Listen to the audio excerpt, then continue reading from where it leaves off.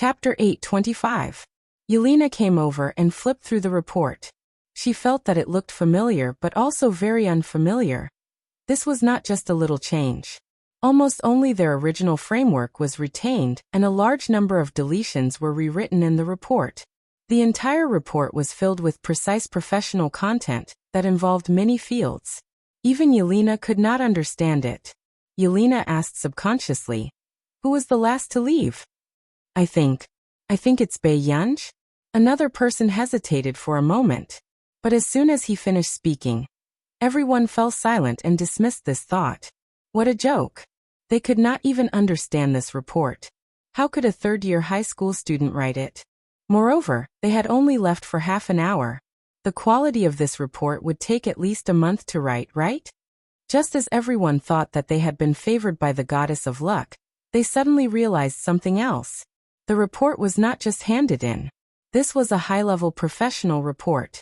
No one could explain it on the spot with confidence. Yelena, who was the last to go up and give this report? Someone asked softly. Yelena's eyelids twitched. She felt that she was not worthy of this report. Which god was doing a good deed without leaving his name? I'll give it a try. Yelena took a deep breath and looked at the report with mixed feelings. She was really not confident. 2 to 3 days passed. Lilia's team had also finished their report and could not help but relax. While chatting, Lilia suddenly asked, "How are the preparations for Yelena's team? I don't think I've seen them recently. Who knows what they're up to? I haven't seen them for the past 2 days. Anyway, the group will be showing off this afternoon." Another girl could not help but gloat. "I also want to know what Yelena can do with a few burdens. Ha ha ha, it's a car accident. If I were Yelena, I would be so angry that I would cry. 2 of the worst in the team and a third-year high school girl who doesn't know anything. What kind of trashy teammates are these?" Hearing these words, Lilia's lips curled up. She did not treat Yelena as an opponent, and her fear of Bae-yunj was dispelled. Lilia could not help but laugh at the thought of this. Over the past few days, he had observed Bae-yunj for a long time. Other than her pretty face, there was nothing special about her. However, Hoshiru would get tired of her face sooner or later. However, it was a pity that Hoshiru should have seen such a scene with his own eyes. Until the afternoon, the group presentation that everyone was nervous about was about to begin. According to the order of the draw, Bae-yunj was the last to go up to give a speech. Lilia looked at the number 4 in her hand. It was the third last speech. She laughed in surprise. Then, she glanced at Yelena and the others who had arrived late and were sitting in the last row. Suddenly, Lilia called out to the boy in front of her. "Seni, what's wrong?" Seni turned and asked. "Let's change the order of the draw. I have more content to give." Lilia placed the note for on the table. She wasn't worried that Seni would be unwilling. True enough. Seni was shocked to see Lilia right in front of his team. Everyone knew that Lilia's team was the strongest. If she was right in front of their team, wouldn't their team be cannon fodder? Sure. Thank you, Lilia. Seni immediately took Lilia's note. Chapter 8:26. Lilia held the 5 note in her hand and curled her lips thoughtfully. She inadvertently glanced at Bae-yunj's group. Bae-yunj stretched out her hand casually and gently tugged at Yelena's hair. "Are you done memorizing it?" Yelena almost cursed. Was this something that could be memorized in 2 or 3 days? There was too much obscure professional knowledge in this report. Yelena had to check for an entire day before she could roughly understand the main points of the report. As a result, for the past 2 to 3 days, Yelena had been feeling weak when she saw this report. Looking at Yelena's gaze, Bae-yunj roughly understood. She glanced at the paper report a few more times and did not find anything professional. If this was given to Tich and the others, they would probably be able to give a speech without a script in an hour. "It's okay. This is our 6th speech. Good luck, Yelena." A few students beside her carefully cheered Yelena on. After all, to be honest, they did not contribute to this report at all. They only helped Yelena check some professional information. They might as well have done more than Bae-yunj, who helped Yelena fetch water every day. The corners of Yelena's mouth twitched. She felt that she was already the hope of the entire group. so she could only bite the bullet and continue memorizing. However, not long after, the members of their team could not help but curse. F***ck what? I clearly saw that Lilia's lot was 4. How did it become Seni? Hearing this, the others immediately reacted. These two groups had secretly changed the order. If this behavior was not deliberately targeted at their group, they would not believe it. Yelena frowned and glanced at Lilia, who was chatting and laughing with someone below the stage. The professors who came to listen to the class gave the reports and speeches of the first few groups. They were not very high. U9 ebook according to the content and the score of the speech. The content was 60 points and the speech was 40 points. The other groups only got a little over 70 points. Seni's group got 76 points, which was the highest so far. But not long after Lilia went on stage, everyone could sense that Lilia's choice of topic was very good. It was a different approach. When the professors below the stage saw the report in their hands, they could not help but nod in admiration. In the 20-minute speech, Lilia almost went off script. The professors were not in a hurry to ask questions. She directly got the highest score on the field, 87 points. The pressure on the group at the back had simply skyrocketed. After getting off the stage, there was a smile on Lilia's lips. She even glanced at Yelena and Pei-Yunj casually before she slowly sat down in her seat. Below the stage, there was a heated discussion because of the professor's grading. 87 points? This score was too arrogant, wasn't it? The first one starts with 8 points, and it's only 3 minutes away from 90. F***ck. Luckily we're not behind their group. Otherwise, wouldn't our score be crushed to death? This is more than being crushed to death. Don't you know the standard of Yelena's team? I don't think Yelena can write a good report by herself. I hope she doesn't fail. Serves her right. Didn't she choose the group herself? Amid the discussion, Yelena had already grasped the manuscript and walked onto the stage. He handed the printed report to the professors. The professors casually flipped through the pages, but their breathing stagnated and their hands froze.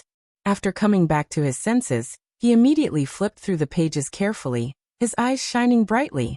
Subsequently, before Yelena could start her speech, the students in the front row saw from the corner of their eyes that the professors casually waved the pens in their hands. The content evaluation was given a 60, without hesitation. Chapter 8:27. The people in the front row who were pleasing to the eye held their breaths, and their smiles froze. However, the person in the back row patted one of them on the shoulder and asked with a smile, "Dan, do you think our team will definitely get first place?" Dan froze. This was the first time he saw the professors of Neely University giving full marks. "I don't know." Dan was stunned. He subconsciously looked at the PowerPoint that he had just opened. Although the PowerPoint presentation wasn't as accurate as the report, it still stunned everyone who had been feeling smug just now. Who wrote this? Yelena had taken so long off because she had returned from her cultivation. This presentation was simply too good. Lilia, look at the PowerPoint. The person beside her had an ugly expression. At this moment, Lilia looked up and saw the PowerPoint. Her calm smile froze. "This is," she said instinctively. At this moment, Yelena took a deep breath and introduced her team and members to everyone before starting her speech. Although it was a little scripted, the difficulty of this report was high to begin with. It was already not easy to not stumble. After it ended, the professors calculated the average score. In the content, only one professor strictly gave 59 points. The average score was still 60 points. Including the speech, they had a total of 92 points. The only team that scored more than 90 points. Seeing this score, the fifth team could no longer laugh. Their faces were slapped. It hurt too much. Impossible. Lilia could not understand. Yelena had brought along 4 burdens alone. How could her standards have improved so much? Her thoughts stopped here. Literature. Lilia subconsciously looked at Pei-Yunj, but immediately interrupted her thoughts. Impossible. What did a third-year high school student know? It was not until they were praised by the professors that the sixth team felt that they had won. When the other team saw the results, they also had mixed feelings. They had just mocked the sixth team for being at the bottom, but they did not expect them to be a dark horse. The members of the fifth team looked even worse. However, this was only the school's prediction. Whether they could really win once would have to wait for the official speech tomorrow afternoon. Yelena heaved a sigh of relief and said with a smile, "Let's go and eat something good first." The others immediately agreed. "I have something to do later. You guys go ahead and eat." As usual, Bae-Yunj did not participate in group activities. "All right then. Yunj, you must have a meal together tomorrow," Yelena reminded her. "All right." After they left, Bae-Yunj also went to pick up a package from Country R's Computing Institute. It was a big deal. Marcus must have known that Bae-Yunj had come to Neely University, so he had sent her to Neely University. When Bae-Yunj opened it, she saw a brand new silver-white laptop with the logo, HG.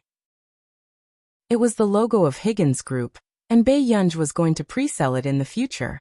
Other than that, there was also a yellow folder. After opening it, it was a share transfer agreement of the Delaney Group. Bae-Yunj's eyelids twitched as she called Delaney again. The moment Delaney saw the note, he immediately raised his hand to stop the meeting. Just as everyone fell into a cold atmosphere and did not dare to disturb the boss call, they heard Delaney change his tone and smile ingratiatingly. "Are you busy, Master Pei?" Chapter 828. Bae-Yunj's eyebrows moved as her index finger tapped on the computer's casing rhythmically. Her tone was a little impatient. "Didn't I say that I don't need your company's shares? One Higgins Group was enough to deal with." During this period of time, Delaney had called 8 out of 10 times to mention joining the company.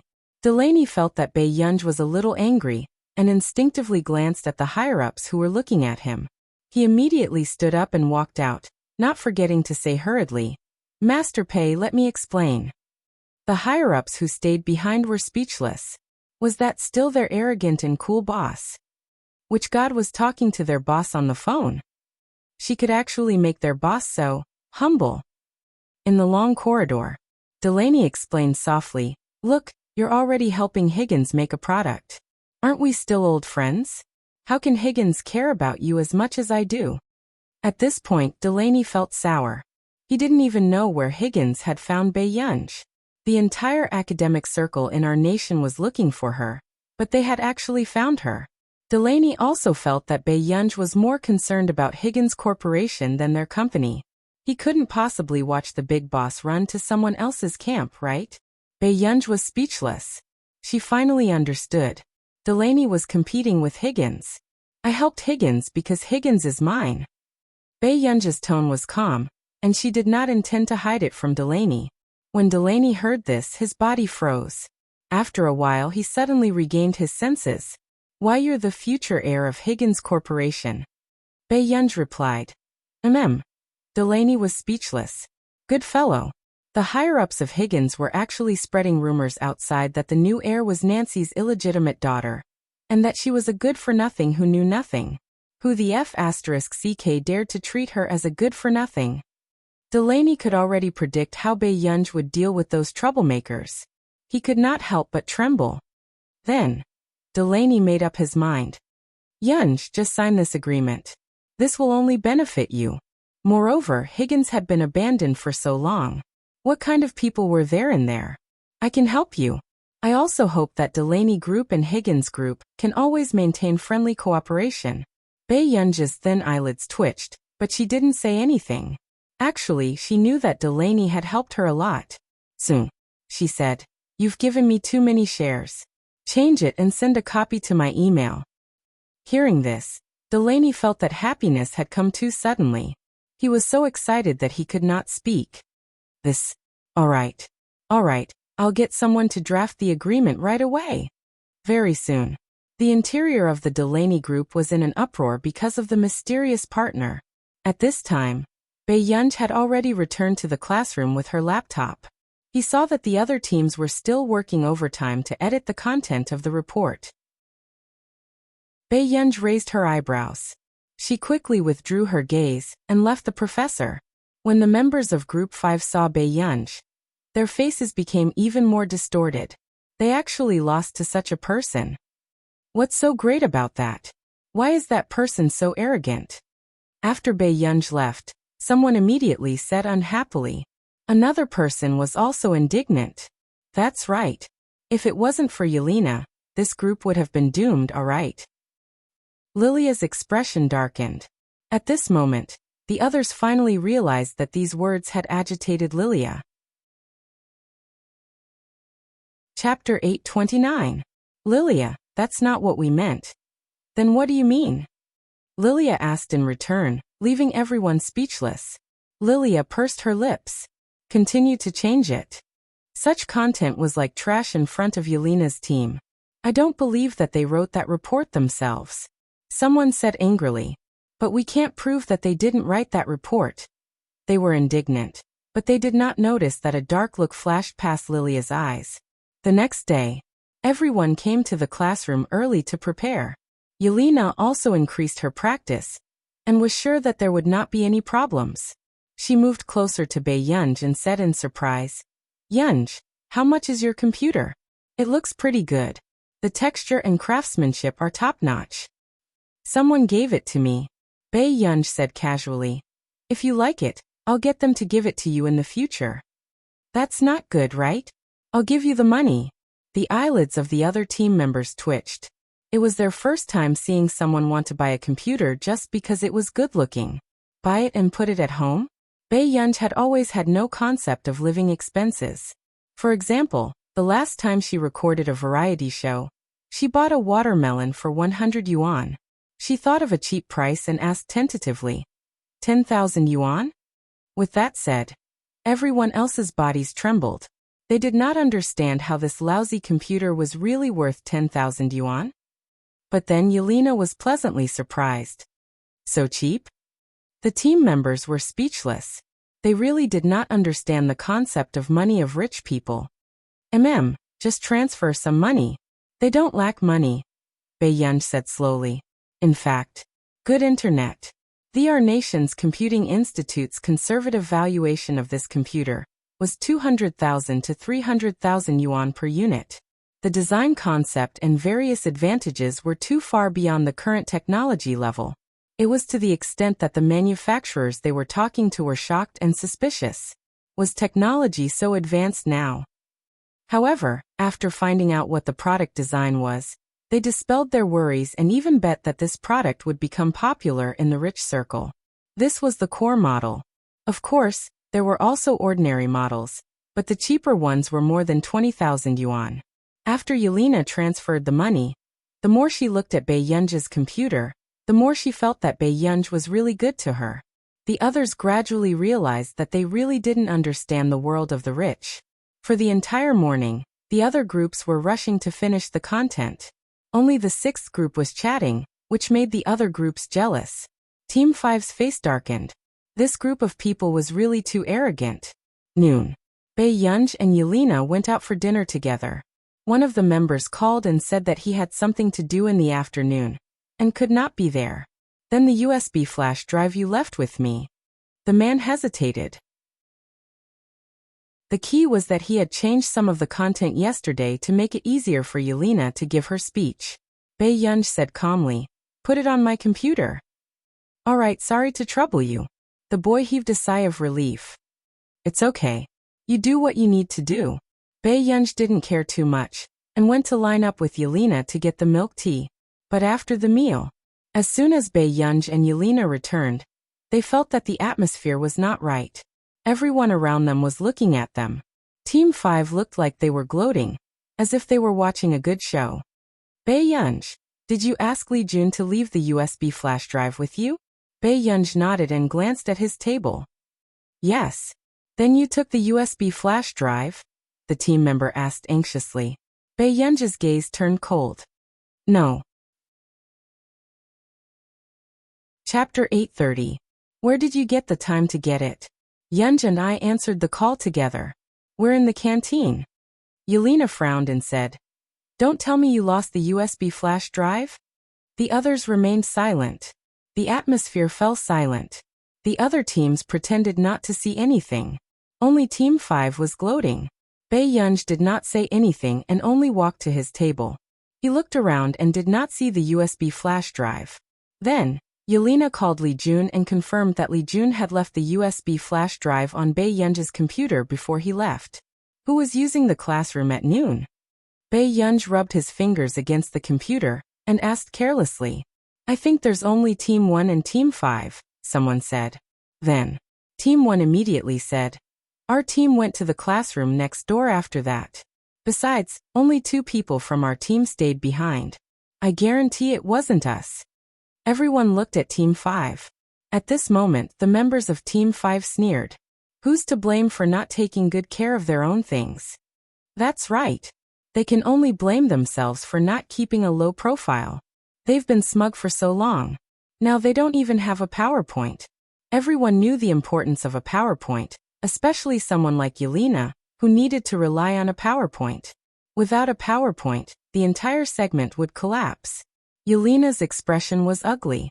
The member behind her also said softly, Team 5 has been in our classroom from the beginning to the end. Yelena said in a low voice, do you know that this is theft? How can we sue you? What has it got to do with us? You lost your own things and you're still pushing the blame? Someone from Team 5 immediately stood up and said mockingly, do you have evidence that someone from our team took it? Actually, there were times when Team 5 left, but they were not so kind as to tell Team 6. What should we do? It's almost time for the speech. Can the PowerPoint be redone? Someone asked anxiously. Mandarin Chinese, the materials are all with Li Jun. It definitely won't work.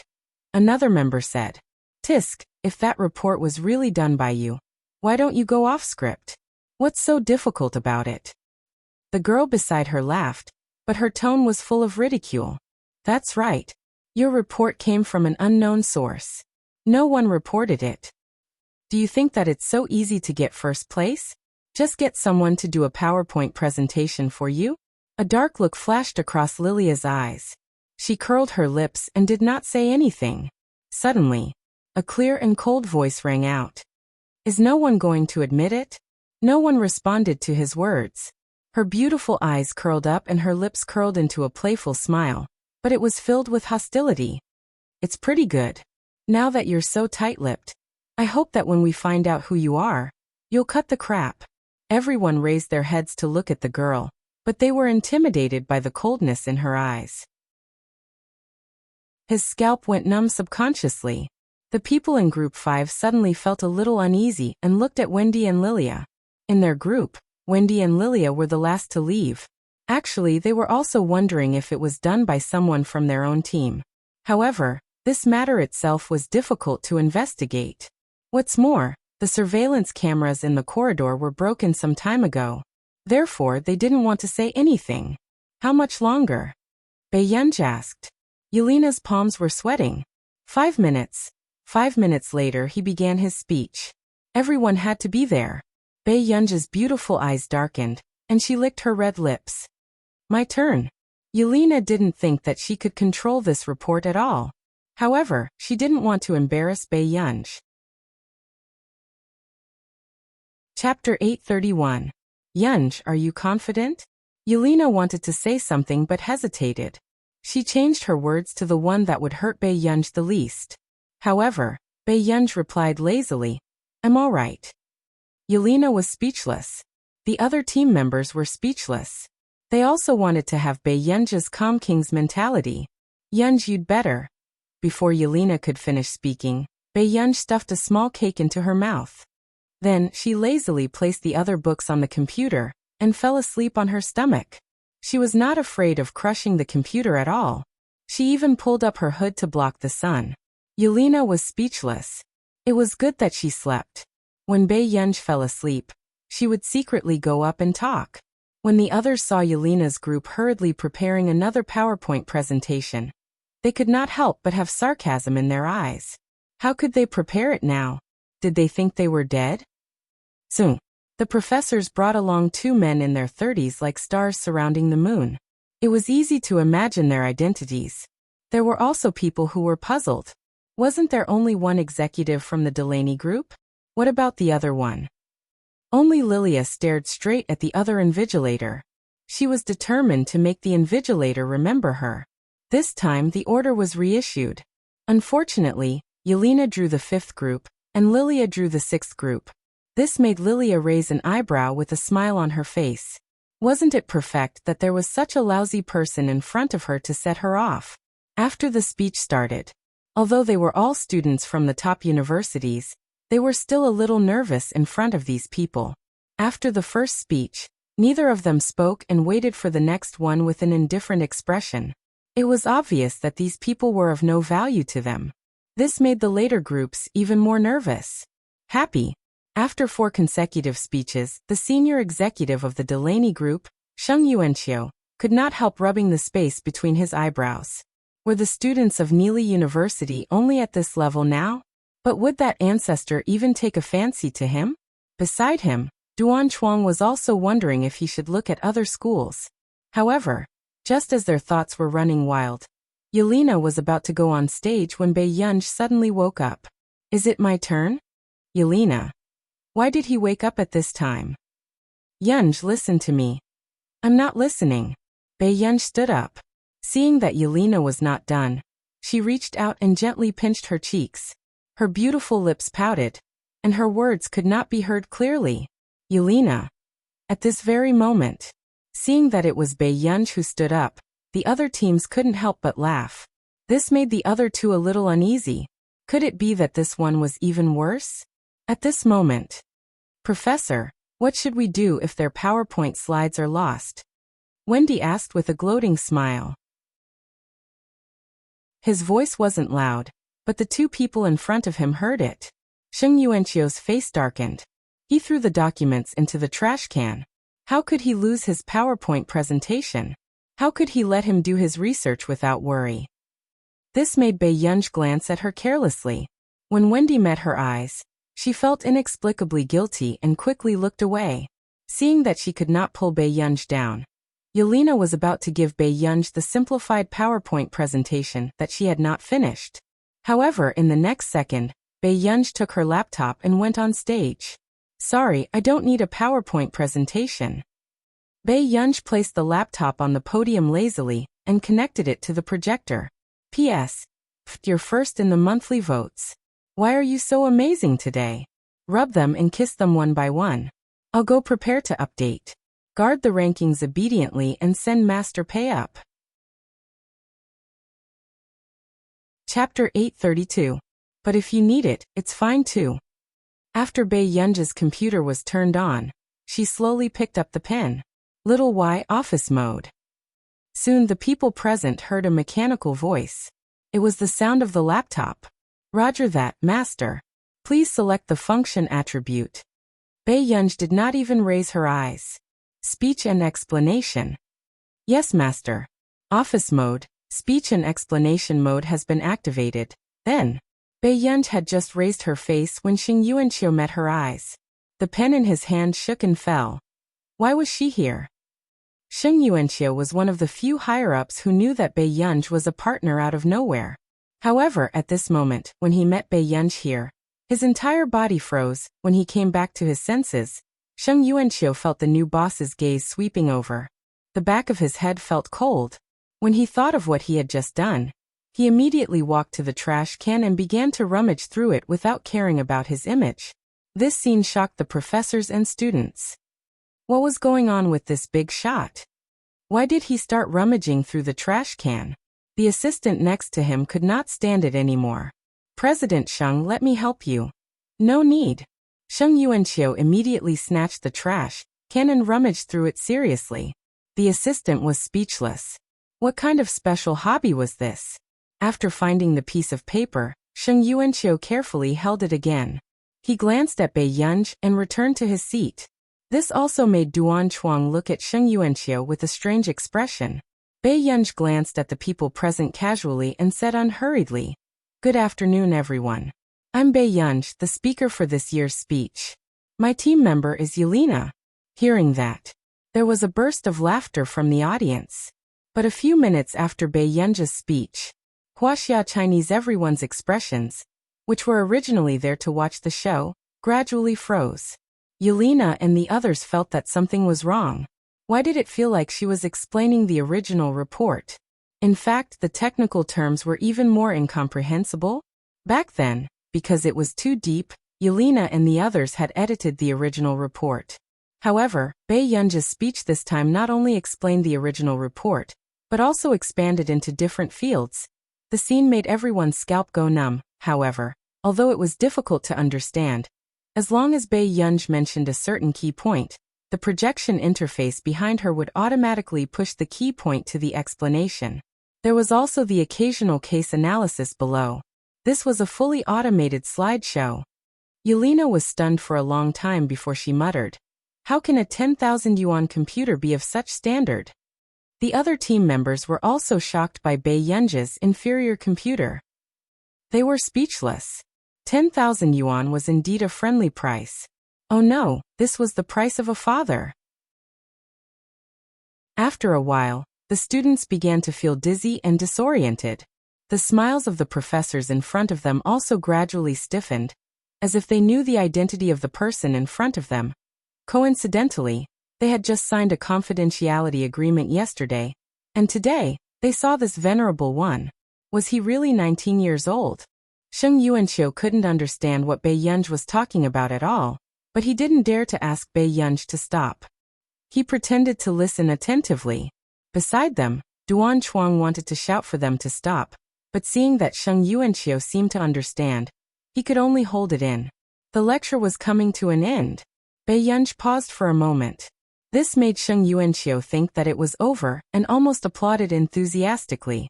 But immediately after, Bei Yunj curled his lower lip and lazily connected the other end of the content.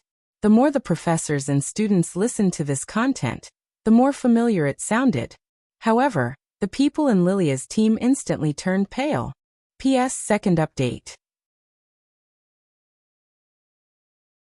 Chapter 833. Was Bei Yunj repeating Lilia's speech from yesterday?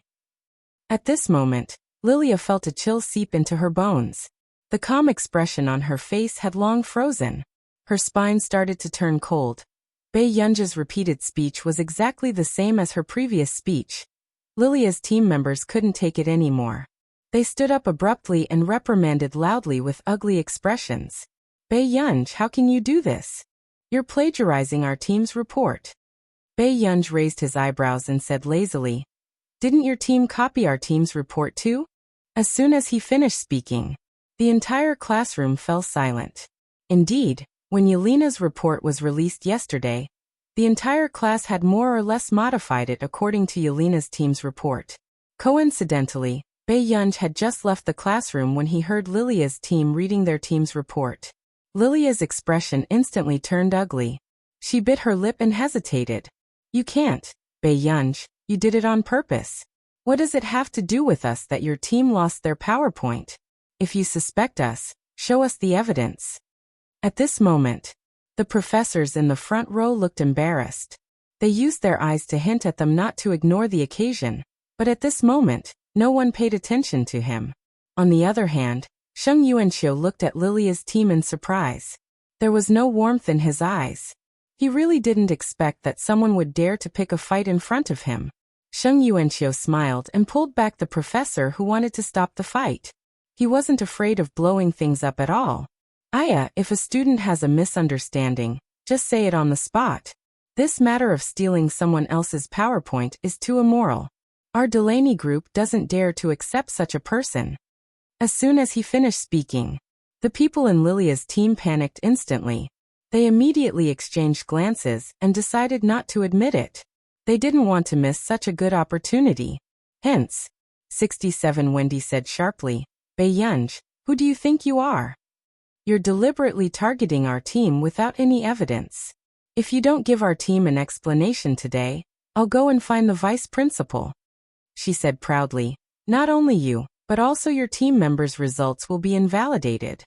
Bei Yunj licked her canine teeth and sneered lazily. "What if I find evidence?" Without waiting for them to react, Bei Yunj said gently with a smile, "Is the whole group withdrawing from school?"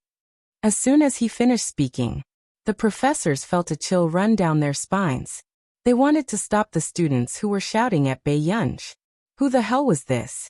Yes, if she couldn't produce evidence, Would she be able to stand on the stage and provoke her so calmly?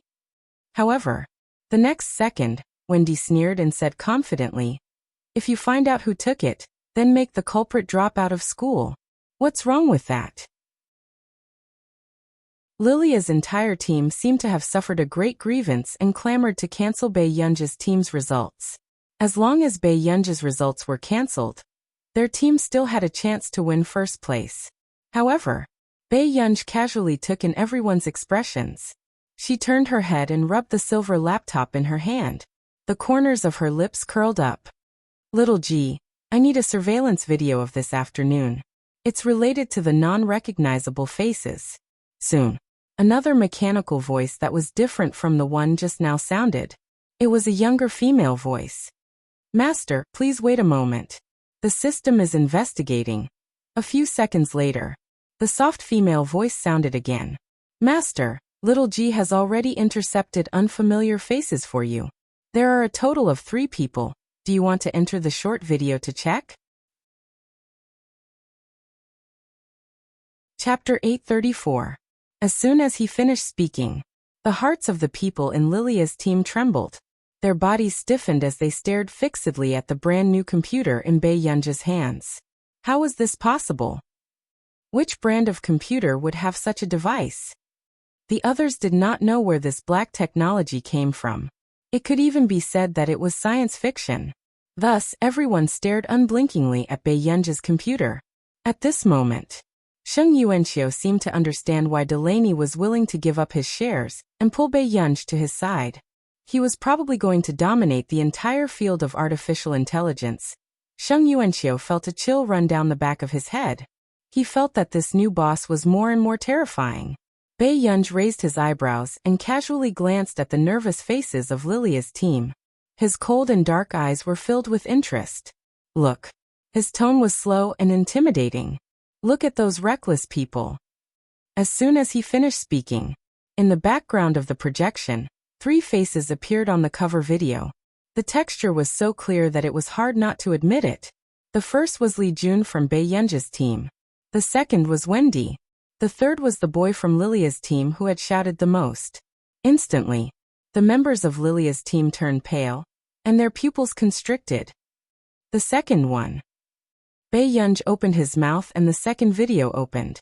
Immediately, Wendy's voice was sharp and she shouted without any care for her image. "Turn it off! Turn it off!" However, the projected video kept playing. The computer had long been in the testing stage and had been identified several times. It only accepted Bae Yunja's instructions. 51 aesthetic. Soon, everyone heard Wendy's voice. "Are we really going to do this?" The next moment, a voice that did not appear was also recorded. It seemed to be chatting. "Forget it. First place is not that important to me. On the other hand, you will be ordered to leave Neely, right?" Everyone recognized this voice. It was Lilia. From the angle of the table looking up at Wendy, one could clearly see her twisted face when she was jealous. Why can that bunch of trash get first place? We don't even know if their report is theirs. Lilia's voice was laughing. "Indeed, but there's nothing we can do about it." "Who says there's no way? Their USB drive is here. Isn't that an opportunity given to us by God?" After that, Wendy directly took the USB flash drive. Lilia, who was beside her, seemed to be persuading her, but every word she said was retreating in order to advance. He asked Wendy to go outside the school and destroy the USB flash drive. After the short video was played, the way everyone looked at Wendy changed. Even the way they looked at Lilia was thought-provoking. She really did not expect that someone would destroy other people's things, and even think that there was no evidence. She was so self-righteous that she wanted to erase Bae Yunja's results. Bae Yunj remained expressionless. Next one. Very soon, another video entered. It was a boy from Lilia's group. After he saw Wendy leave, he walked over to Bae Yunja's computer. He sensed that Wendy had taken something, but he didn't say anything. In fact, he was the one who had shouted the loudest just now. Bae Yunj rubbed the 4 corners of the silver-white computer. It looked like a decorative design. But in fact, it was embedded with the most advanced pinhole miniature camera from Country R's Computing Institute. There were a total of 27 of them. Bei Yunj had specially gotten someone to modify them. The cost of each pinhole miniature camera was about a few million yuan. In order to make the most perfect angles, more than 10 of them had been destroyed. Even Marcus felt the pinch and felt that Bei Yunj was a prodigal. Of course, such equipment would not be available for sale at that time. P.S. There are still 2 more updates.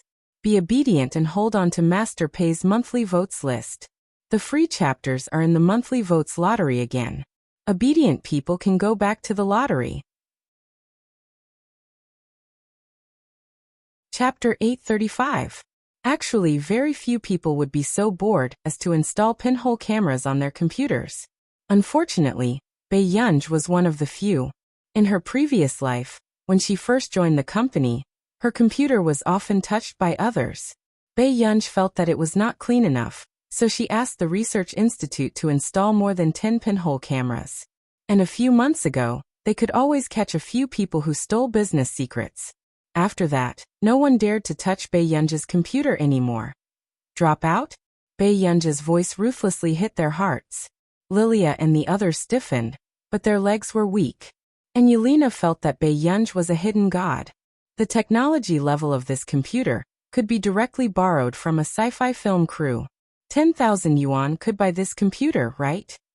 The other members of Bei Yunj's group started to envy Yelena. When Bei Yunj came on the first day, only Yelena was close to Bei Yunj. She had bet on the right thing. Lilia did not say anything, but no one noticed that she had just sent a text message to someone else. You. Wendy bit her lip and refused to admit her mistake. I only took your USB drive. Do you have to be so calculative? Bei Yunj did not say anything, but someone beside her said, You also know that you took someone else's USB drive? What kind of dog is this?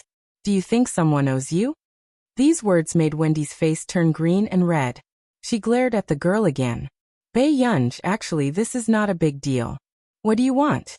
As long as you don't make Wendy drop out of school, I'll try my best to satisfy you. Lilia suddenly smiled. Bei Yunj raised her eyebrows playfully. What if I want you to drop out of school? Instantly, the smile on Lilia's face froze. She did not expect Bei Yunj to be so ungrateful. Guangxi. However, in the next moment, someone ran in from the door panting. Lilia, and the exchange students who just arrived, please follow me to the vice principal's office. Hearing this, the other professors' expressions changed. When did the vice principal come back? The professors wanted to stop Bei Yunj, but they couldn't show it in front of the students. In the end, they could only push a professor out and quickly call Principal Worrell. The vice principal probably didn't know who this exchange student was. If he said something wrong, wouldn't all the connections they had built up all this time be for nothing? Seeing this, Sheng Yuanqiu didn't dare to act rashly. After all, Bei Yunj didn't even look at him from the beginning to the end. But he couldn't help but feel anxious. The Bei Yunj to be called Bei Yunj to be called to Bei Yunj. Then Bei Yunj must have offended the angel family this time. Yunj to Bei Yunj to be called to be called to be called to be called to be called to be called Bei Yunj of Bei the of Bei to be called to be called to Bei to be to the to be called to be called to be called to TSK. When Lilia went out just now, she looked so happy. In the corridor, Lilia looked at Bei Yunj and suppressed the jealousy in her eyes. She said word by word, Miss Pei, you probably don't know that I'm the second daughter of the angel family, right? You think you're smart and want to be in the limelight, but you're actually courting death. Miss Angel. Bei Yunj spoke slowly. When Lilia turned her head, she sneered softly and said in a casual and unruly tone, Before you say anything, you should think carefully. Who do you think you are? As soon as she finished speaking, Lilia's face was ashen and gradually distorted.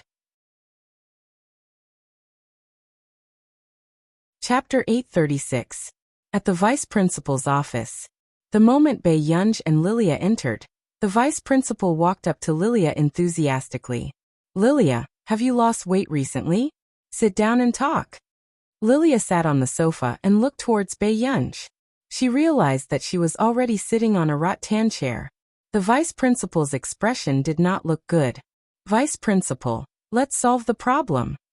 Lilia told him about the feud between Pei Yunj and her team, avoiding the important points and dwelling on the trivial ones. It only made people think that Pei Yunj was deliberately using her report to embarrass her in public. Lilia smiled and said, "This matter has a huge impact on my team.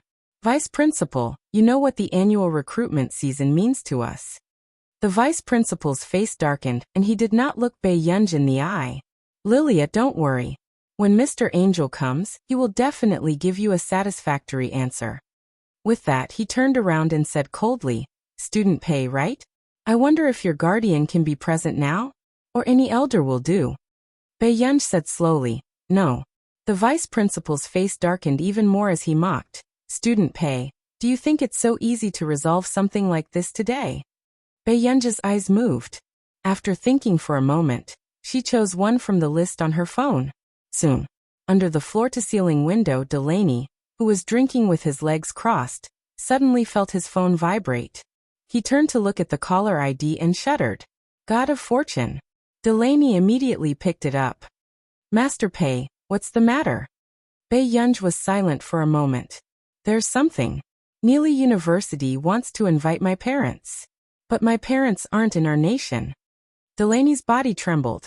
He did not expect Neely University to be so arrogant. Invited parents? How were they going to send them back? After reacting, Delaney was inexplicably excited. So he had a chance to be a fake parent. Rounding up, it would be his daughter later. There was such a good thing. Delaney put on his suit jacket and picked up his most expensive and flashy car keys. He smiled kindly. "I understand. Everyone needs an amiable parent. Aren't I here now? Yunj, don't be anxious." Pei Yunj could sense his anticipation. He felt that something was wrong. After hanging up, Delaney had just gotten into his luxury car that was worth nearly 100 million yuan when Tich called. "What? I'm very busy." Delaney's tone was perfunctory. "Tich. Dad, today is my award ceremony. Didn't you say? Tich, you've grown up. It's not easy for us as parents. Don't make trouble for your father, okay?" Delaney sped all the way and hung up the phone after saying that perfunctorily. Tich. At this time, on the sofa of the Vice Principal's office, a shrewd old man sat calmly. "I'm sorry to trouble you to come here, Mr. Angel." The Vice Principal's attitude was flattering. "It's just that this matter has indeed caused a lot of harm to student Lilia." Angel turned around and saw Pei Yunj. He couldn't help but frown. Why was it her? Seeing that it was Pei Yunj, Angel hesitated. After all, it would be troublesome if he offended Fernans. However, Lilia suddenly said, "Grandpa, because of something this time, Miss Pei wants me and my friend to drop out of school." Seeing this, the Vice Principal immediately spoke up for Lilia and exaggerated Pei Yunj's evil deeds. This made Angel's expression darken as he asked in a low and dignified voice, "Miss Pei, you want my granddaughter to drop out of school? P.S. 500 monthly votes have been delivered. The monthly votes will continue to increase by 1,000. Thank you, children, for helping Master Pei surpass the rankings. First place on the monthly votes list, a new high. Let's guard the monthly votes list and send Master Pei up." Chapter 837. Angel's gaze was cold and carried the pressure of a superior. However, Pei Yunj still looked at him unhurriedly and asked, "Could it be that she's my granddaughter?" In an instant, the atmosphere became even colder. Angel's face darkened. This was the first time he had met such a daring little girl. Did she really think that she could be unbridled just because the Fernans family had taken a liking to her? "When will the parents she called come?" Angel asked in a deep voice. "Half an hour." After the Vice Principal finished speaking, he said indignantly, "Old sir, don't be angry. I'm already preparing to contact Hengda High School in Yincheng and ask her school to expel her." Pei Yunj raised her eyelids and glanced at him. Then she chuckled softly. "What are you laughing at?" Angel asked with a dark face. "Nothing. I just feel that at your age, you've reached out quite far." Pei Yunj's slow words instantly made the Vice Principal and Angel's faces darken. Anger was about to erupt from their chests. What did she mean by that? Was she cursing them to die early? Bae-yunj. Lilia's expression changed as well. This was the first time she had met someone who dared to speak to her grandfather like that. Good. Very good. Angel slammed the cup on the table. Then, he asked with a dark expression, "Who are her parents?" When the vice principal heard this, he whispered to Angel in a fawning manner, "No matter how powerful they are, can they be more powerful than you?"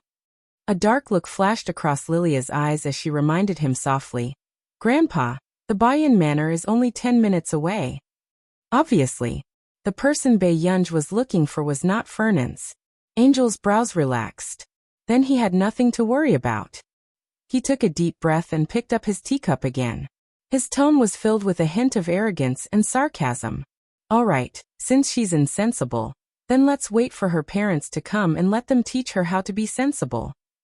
Not long after, the vice principal sent an email to Hongda High School right in front of Bae-yunj, requesting that Bae-yunj withdraw from the school. However, when he turned around, he found that the man was still playing with his phone fearlessly. His attitude was particularly arrogant. "When are your parents coming?" the vice principal asked coldly. "The students are not sensible, and the parents don't have a sense of time." Angel sneered. "But don't worry, student Pei. I'll wait for your parents to arrive." Angel thought that Bae-yunj's parents didn't dare to come, and were deliberately stalling for time. However, as soon as she finished speaking, a young man in a suit wearing glasses walked in. He was holding a bag and panting. He didn't look too good. Today, the boss had insisted on driving a convertible sports car. Great, it had just rained. He could only let him come to Neely University first. Miss Pei, boss is coming soon," the assistant explained carefully. She did not dare to tell Bae-yunj that Delaney had gone back to change. Bae-yunj looked up and asked, "Where is he?" "Boss asked me to come and listen first. He'll be here soon." After the assistant finished speaking, a mocking look appeared in Angel's eyes. "As a parent, you don't even dare to come?" Angel leaned against the sofa and said coldly and sarcastically, "In that case, I want to know how you want to deal with her. Your family's young lady is very good at offending people." The assistant, who had been speaking obediently to Bae-yunj, quickly got into character. He smiled meaningfully and asked, "Deal with her? She offended our Angel family. Don't you think she should?" The assistant adjusted his tie and interrupted him gently. "I forgot to introduce myself. I'm the assistant to the CEO of Delaney Group. P.S. The monthly votes have exceeded 1,000. After writing today's update, there's still a double update. The monthly votes have exceeded 1,500. Continue to update. They have been very impressive these 2 days. Master Pei is still at the top of the monthly votes list." Old Su continued to update after guarding Master Pei's ranking. After a few chapters, Master Du should be out. Chapter 838. As soon as he finished speaking, Angel, who was still full of sarcasm, gradually stopped and looked up at him. How was this possible? He remembered that Delaney only had one son. How could he have a daughter? Besides, didn't Fernand say that this girl had no background? She was really Delaney's daughter. Was this called no background? Or Fernand's had long wanted to marry Delaney? Angel's mind buzzed, but the assistant smiled. Before anyone else could react, he placed the gold-plated business card on the table. "This is our corporation's legal number.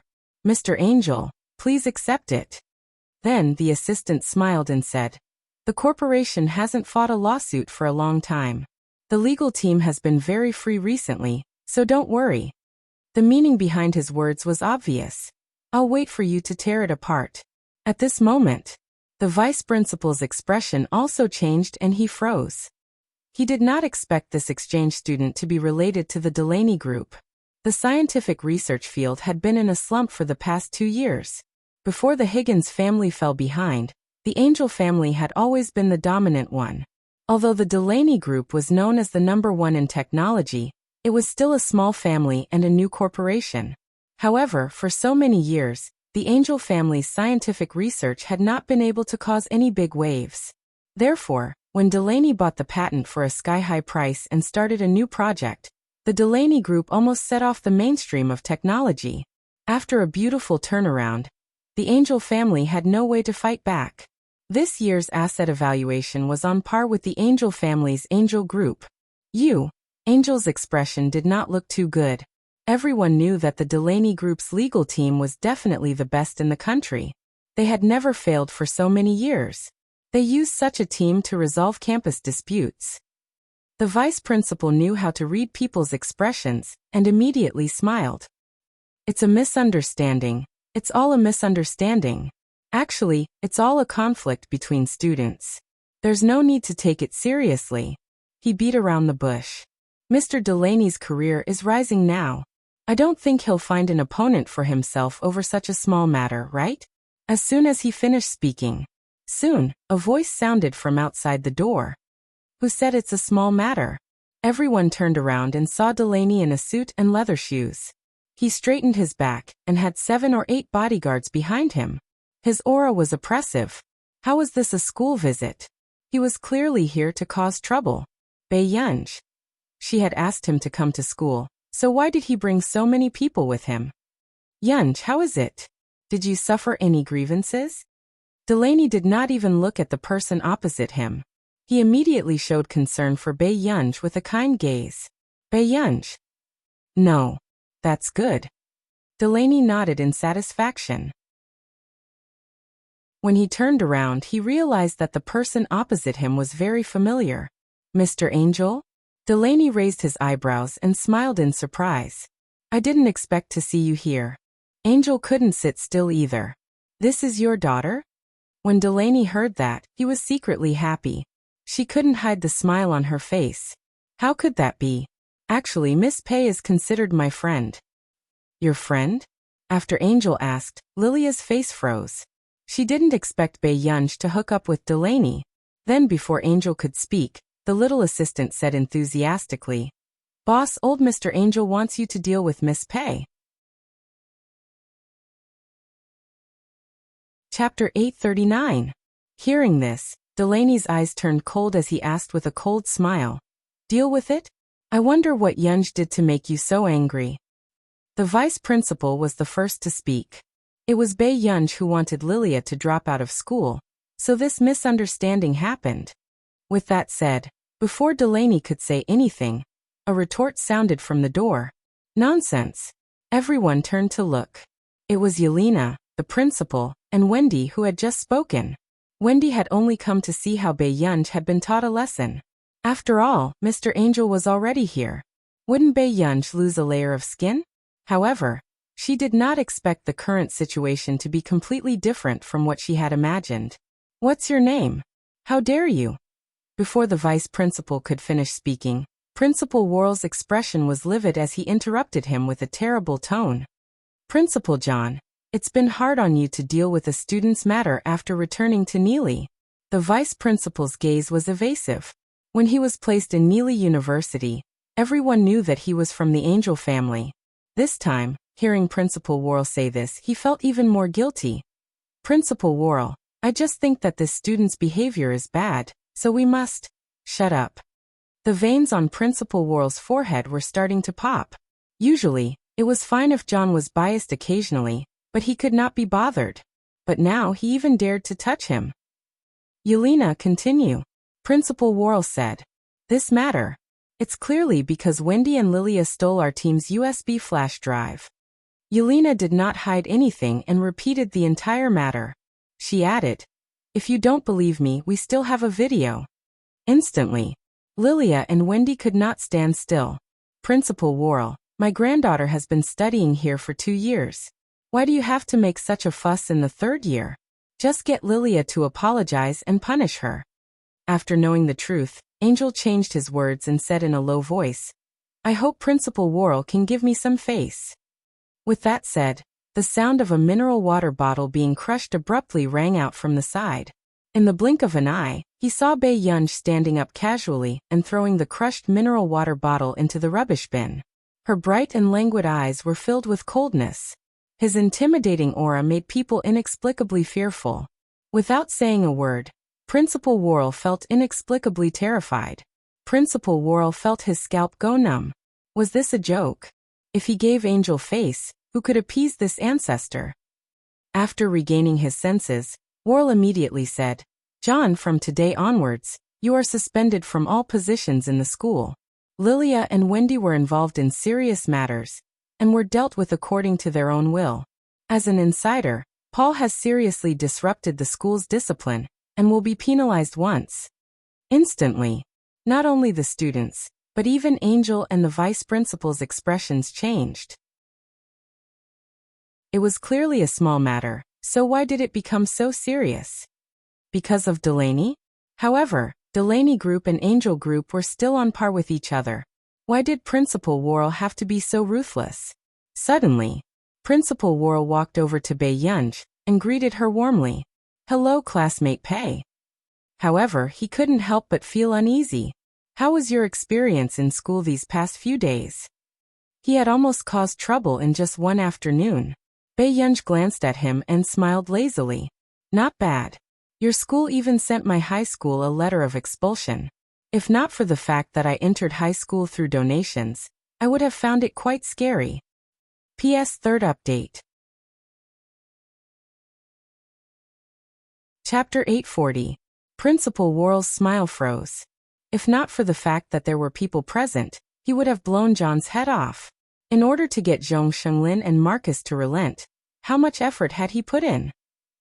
He had gone to the square for afternoon tea in the afternoon, and this dog dared to send a letter of expulsion to his school. Did he know how much he had spent to get Bei Yunj to become a professor at Neely University? I'll get someone to change it immediately. Student Pei, don't worry about this, Principal Worrell said immediately. At this moment, Delaney could not understand Bei Yunj anymore. With her standard, she even donated a building to enroll? Did the big boss have so many tricks up his sleeves? I still have something on, so I'll go back first.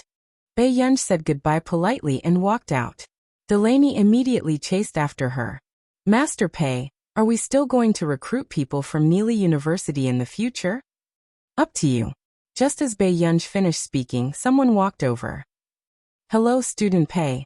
I'm Duan Chuang, the Deputy Chief of CI-7 Neely Branch. I wonder if you're interested in CI-7. Duan Chuang handed the name card to Bei Yunj. Delaney glared at Duan Chuang fiercely for poaching people back then. Duan Chuang turned around and saw Delaney's hateful gaze. This person looked familiar. No need. I won't be staying in Neely for long. Bei Yunj's eyelids twitched. This was the first time Duan Chuang had been rejected. He was stunned for a long time before smiling. In that case, here's my name card. You can contact me if you need anything. With that said, he handed the name card to Bei Yunj. After Duan Chuang left, Delaney said sourly, Master Pei, where did so many people come from? I don't know. Bei Yunj stuffed it into her pocket. After entering the classroom, she put the name card in Yelena's book. Coincidentally, from today onwards, she did not have to return to Neely University. In the principal's office. Principal Worrell, are you going to embarrass the Angel family like this? Angel's expression turned ugly. Don't you already know what your granddaughter has done? Worrell asked. But that's my granddaughter, Headmaster Worrell. Are you willing to side with the Drenii and offend me? Angel questioned. Worrell took off his glasses and said calmly, as an academic, I don't understand the conflict between you and Delaney. But I'm on Bei Yunj's side this time, not any of you. Hearing this, Angel suddenly froze.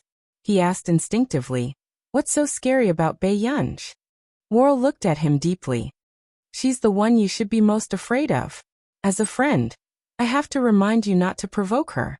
Otherwise, you will find that no one can help you when the time comes. After that, Worrell ordered them to leave. When they returned to the classroom, everyone realized that Lilia had really transferred schools. She was transferred to an aristocratic school that the Angel family had invested in. At the door, Wendy grabbed Lilia's hand in a sorry state. Yaya, can you bring me along? I've been expelled too. I don't know where to go. Lilia's face darkened as she flung her hand away, her eyes filled with disgust. Bring you along? Can you afford the tuition fees of an aristocratic university? Wendy's face turned pale. Just as Lilia was about to leave, Wendy gritted her teeth and said, but I can help you do anything. As long as you help me. Lilia suddenly stopped in her tracks, a dark look flashing across her eyes. P.S. Fourth update, I'm making up for it. Be obedient and vote more monthly to stabilize Masterpay's ranking. It's easy to drop in the first few days of the month. Old Sue will go and make up for it first. Thank you for your support. Chapter 841. Lilia's eyes were filled with resentment and indignation. She did not expect that Bei Yunj, who did not have any family backing him, could really make her drop out of school. Principal Worrell had even eliminated the Angel family's connections in Neely University. In the future, it would be even more difficult for the Angel family to do anything. She glanced at Wendy coldly and suddenly smiled. Sure, I'll pay for your tuition until you graduate. How about that? On the road, Bei Yunj looked at the computer in his hand again and held it in. You're really heavy, do you know that? With that, Bei Yunj realized that the system was installed in the computer and would not automatically turn on. He had to make it as soon as possible, no matter how much it cost. At this moment Marcus called. Bei Yunj placed the laptop on the stone tiles of the flower bed. As soon as the call connected, he heard Marcus ask, Gur, have you tried the dual system outside? He had received several calls in the afternoon, all asking about the new product. The dual system was a project that Bei Yunj had been working on since his previous life. However, the original product was a dual system robot. The Y system was a normal system, but its level was beyond current scientific research. As for the G system, it was an in-depth model. Not only was it extremely private to the user, but some of its hidden functions were terrifying. Most importantly, the Gemini system could accurately recognize human emotions and language. Its imitation ability had reached the peak of artificial intelligence. Bei Yunj replied leisurely, It's too heavy. When can we get the materials? Marcus' eyelids twitched. Do you really want such good special materials? Bei Yunj's special materials to make a robot were hard to come by. Otherwise if it breaks we'll have to make another one. Bei Yunj added. It's very expensive. Marcus was speechless. Why didn't you consider the price when you were playing with more than 20 miniature pinhole cameras on the computer? Marcus put on a fake smile. But I think, Gur, with the cost of the materials you want, you can make dozens of robots for fun. Bei Yunj pretended not to hear her and asked again, When will it be available? Marcus. Wait for another 2 weeks. It will take time for their materials to be simulated to the standard you need. Bei Yunj replied, Okay, I plan to let Higgins do the project. I'll go over to take a look in the next 2 days. All right. Marcus also knew that Bei Yunj was the heir of Higgins Group. He didn't forget to say, Remember to prepare for the award ceremony the day after tomorrow. Yes. Higgins Group. Mai Weiyu walked into Shang Yan's office and threw the report on the table. Her eyes were filled with anger. Why aren't you willing to change this project? Shang Yan's tone was indifferent and natural. Only she has the final say in her project. Mai Weiyu pursed her red lips. Her eyes were filled with sarcasm as she laughed. An outsider wants to take down Higgins? Mai Weiyu was the illegitimate daughter of the second head of the Higgins family. She had only been recognized by the second head of the Higgins family 5 years ago, because of her business and research abilities. However, her name had never been changed. Shang Yan, how do you think a young girl like her has the capital to fight against the people in the family? Mai Weiyu smiled and couldn't hide the jealousy in her tone. Or do you have other reasons for helping her? PS Fourth update. Chapter 842. It was as if he was born to be the center of attention. The smile on Bei Yunj's lips could not be hidden as she quickly ran towards him. Seeing this, Hoshidu immediately reached out and held the young lady's shoulders. He let her hug his waist. The man looked down at her. His laughter was low and hoarse. It was so gentle and ambiguous that it made her blush and her heart race. Why are you running? You didn't bring an umbrella? Hoshidu's slender and well-defined hand touched her black hair. It was a little wet. It's only a short distance from the airport. Hence, she did not have time to open an umbrella and ran over. The people not far away could not help but take a few more glances at the two of them. Indeed, the airport was a good place to torture single people. Huashida glanced at her a few times, then watched as Bei Yunj suddenly took away his luggage.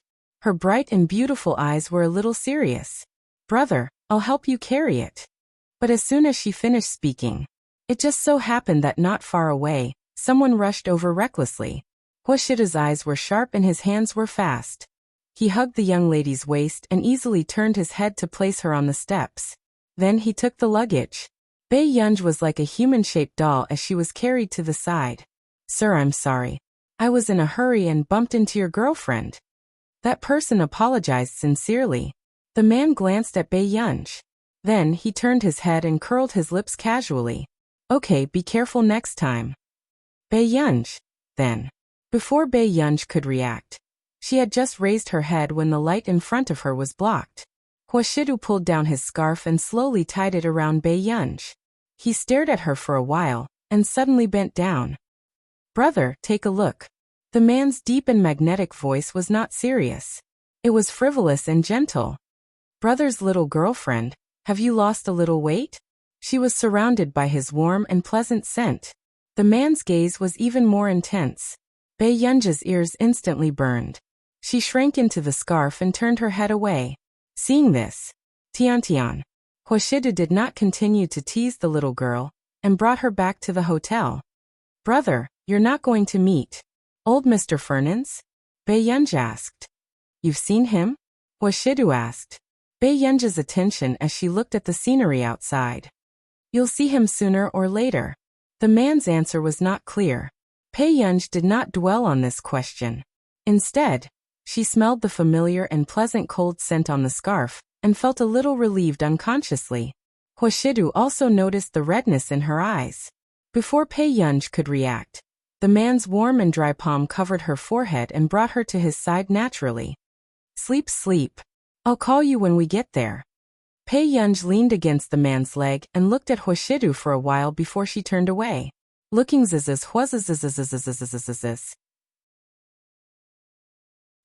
Huashidu still did not know what Bei Yunj was thinking. He quite liked the little girl's occasional actions. He only took a thin blanket to cover her and rubbed his fingers against her cheek affectionately. "Good night, Yunyan." Just as they were about to get out of the car, Sung Su received several messages, all of which were sent by that person. He did not know who had revealed that Master Du was coming to Neely. Sung Su groaned in his heart. He only hoped that he would not bump into that young lady. Unexpectedly, he bumped into her the moment he got out of the car. Outside the hotel, there was a long corridor to shelter them from the rain. "Where is Huashidu?" Lilia gritted her teeth and made up her mind to tell him about Bei Yunj. "P.S. Master Pei, I came at a bad time. I can only feed you some dog food to express my sincerity. Thank you, darlings, for helping Master Pei maintain the monthly votes." Chapter 843. The moment Sung Su got out of the car, he was blocked by Lilia. He immediately stopped Lilia. "Miss, Master Du doesn't want to see anyone yet." Lilia pursed her lips and looked at Sung Su coldly. "Get out of the way." "Miss, don't make things difficult for me." Sung Su's tone was gentle, but he had no intention of letting her go. Seeing this, Lilia suddenly rushed to the back seat. But not long after, she was stopped again. "You." Lilia was exasperated. Suddenly, the back door slowly opened. Lilia looked up and saw a handsome and dignified man walking out with his long, straight legs under his black suit pants. Before she could speak excitedly, the man turned around. His clear and lazy eyes were filled with gentleness and his thin red lips curled up. She saw with her own eyes that the man, who had always been indifferent and unapproachable, leaned forward and carefully held the young girl in his arms. It was as if he was hugging a precious treasure. Lilia's smile froze completely as her gaze landed on the person in his arms. Bei Yunj. Lilia's expression was ugly. She did not expect to see this scene with her own eyes one day. The man only glanced at her casually, his gaze never on her. Then, just as Huashidu was about to leave, Lilia suddenly said, "Huashidu, this woman is not that simple. She clearly knows Delaney, And she even forced me to drop out of Neely University. Lilia gritted her teeth as she said the last sentence, her eyes dark and indignant. Hwashidu stopped in his tracks. Then, just as Lilia was overjoyed, she suddenly heard the girl's clear and lazy voice. "Brother, have we arrived at the hotel?" Bei Yunj leaned lazily against the man's chest, her beautiful eyes sleepy. Every time she leaned against him, she would fall asleep quickly. The quality of her sleep was very good. "Yes, we're here. Do you want to sleep in the room for a while more?" The man lowered his voice and laughed as he asked in her ear. However, the man's voice was magnetic and hopelessly sexy. Seung-soo, who was beside her, could not bear to watch this scene. He only pitied Lilia for a few seconds. Did he have to cause trouble when Master Du and young Miss Pei were together? What was the point? When Miss Pei was by Master Du's side, did Master Du have eyes for anyone else? Lilia's expression was extremely ugly. Subsequently, Bei Yunj also caught a glimpse of Lilia and raised her eyebrows. After the two of them looked at each other for a few seconds, Bei Yunj suddenly laughed. She lazily leaned against the man's chest, raised her fair and slender arms and hooked them around his neck. She gently raised her head and rubbed against the man's perfect jawline in an ambiguous and ticklish manner. It was a straightforward declaration of sovereignty. "Brother, my waist hurts from being in the car for so long." Bei Yunj's red lips curved upwards. Her lazy voice was just the right amount of flirtatious. "You have to help me rub it." It was so seductive that it made people's blood boil. Their faces blushed and their hearts beat faster. At the same time, the man's eyes darkened. Even Seung-soo felt that this conversation made him blush. As expected, when Lilia thought of how an ascetic and noble man like Hwashidu would do such an outrageous thing in the car, her face turned pale. She gritted her teeth and looked at Bei Yunj. Bei Yunj was still careless as she drew circles on the man's chest with her fingertips. "Brother, don't keep quiet." Who knew? The next moment, the man's eyes were so dark that they could not be seen clearly. He slowly swept his gaze over her. "Seung-soo, just one room is enough." Bei Yunj's smile froze. "P.S. When Master Du came out, our monthly votes started to drop. Don't you all like Master Du? The monthly votes ranking is dropping. Be good and work hard to send Master Pei to the front row?" Pinch. The monthly votes reached 2,000 plus chapters.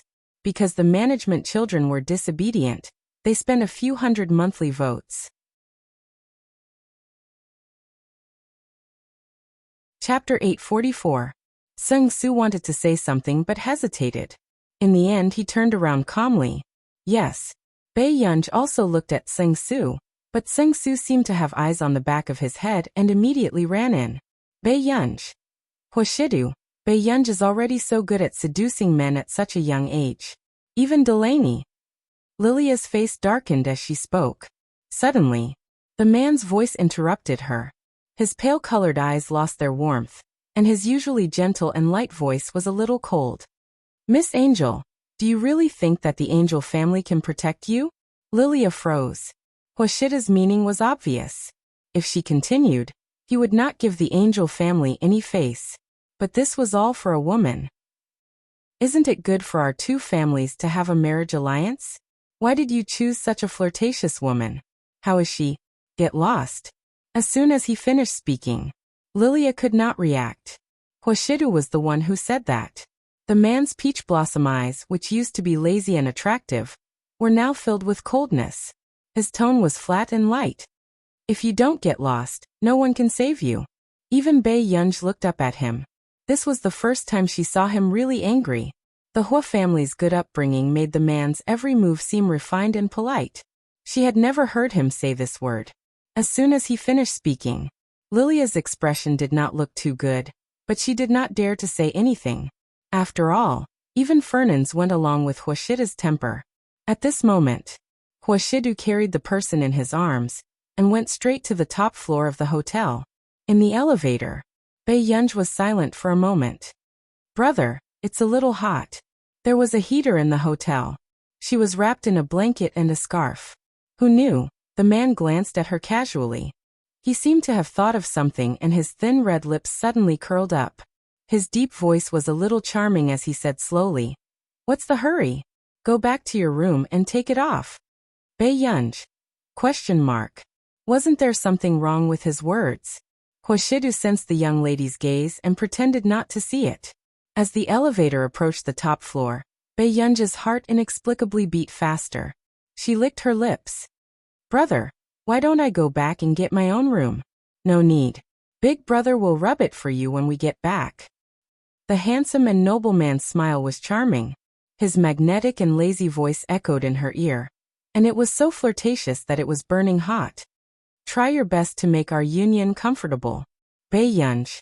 In the presidential suite, the rain outside had also gradually stopped. From the top floor, one could see the scenery of the city outside the window. After watching for a while, Bei Yunj turned around and saw the man taking off his suit jacket. Are you serious?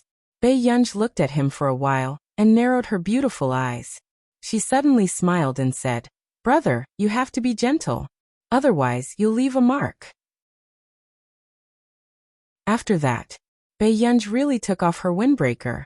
Inside, she was wearing a spaghetti strap dress. Normally, Bei Yunj would not dress like this when she went out. However, she had made it this morning, so she casually put on a khaki windbreaker.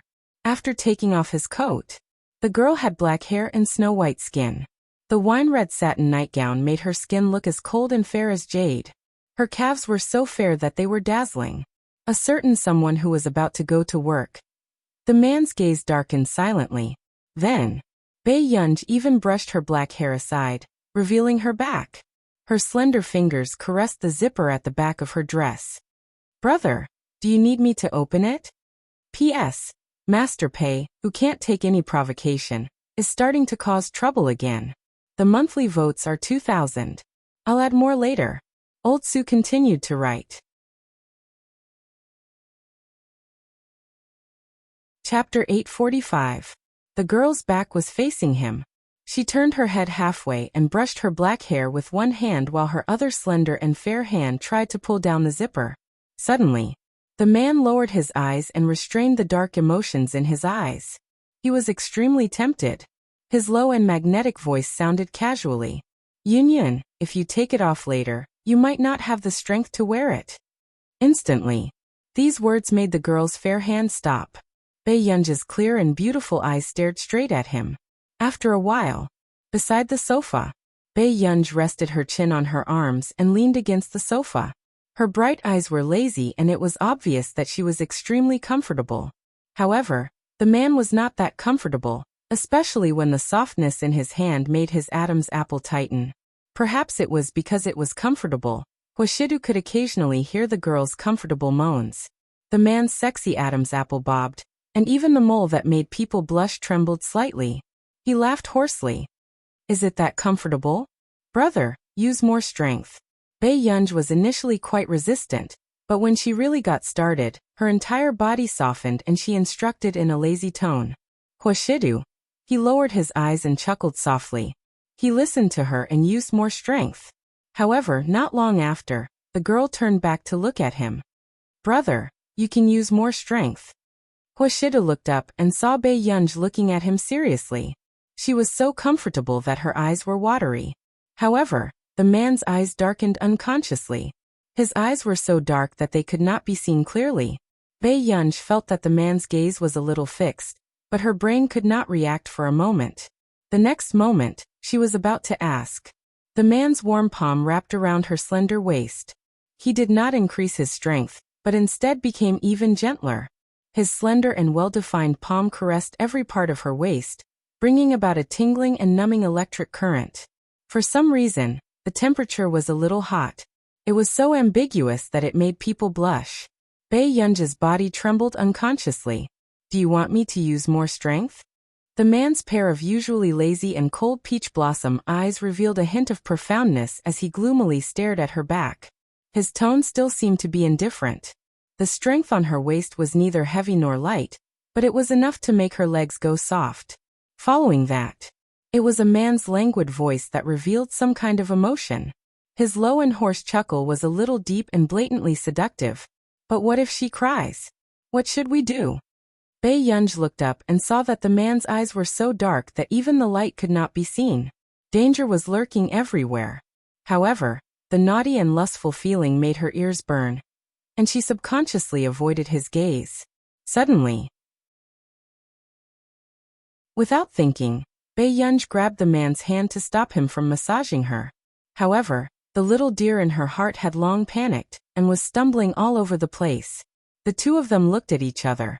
The man's eyes were good-looking to begin with, and the corners of his upturned eyes were a little attractive.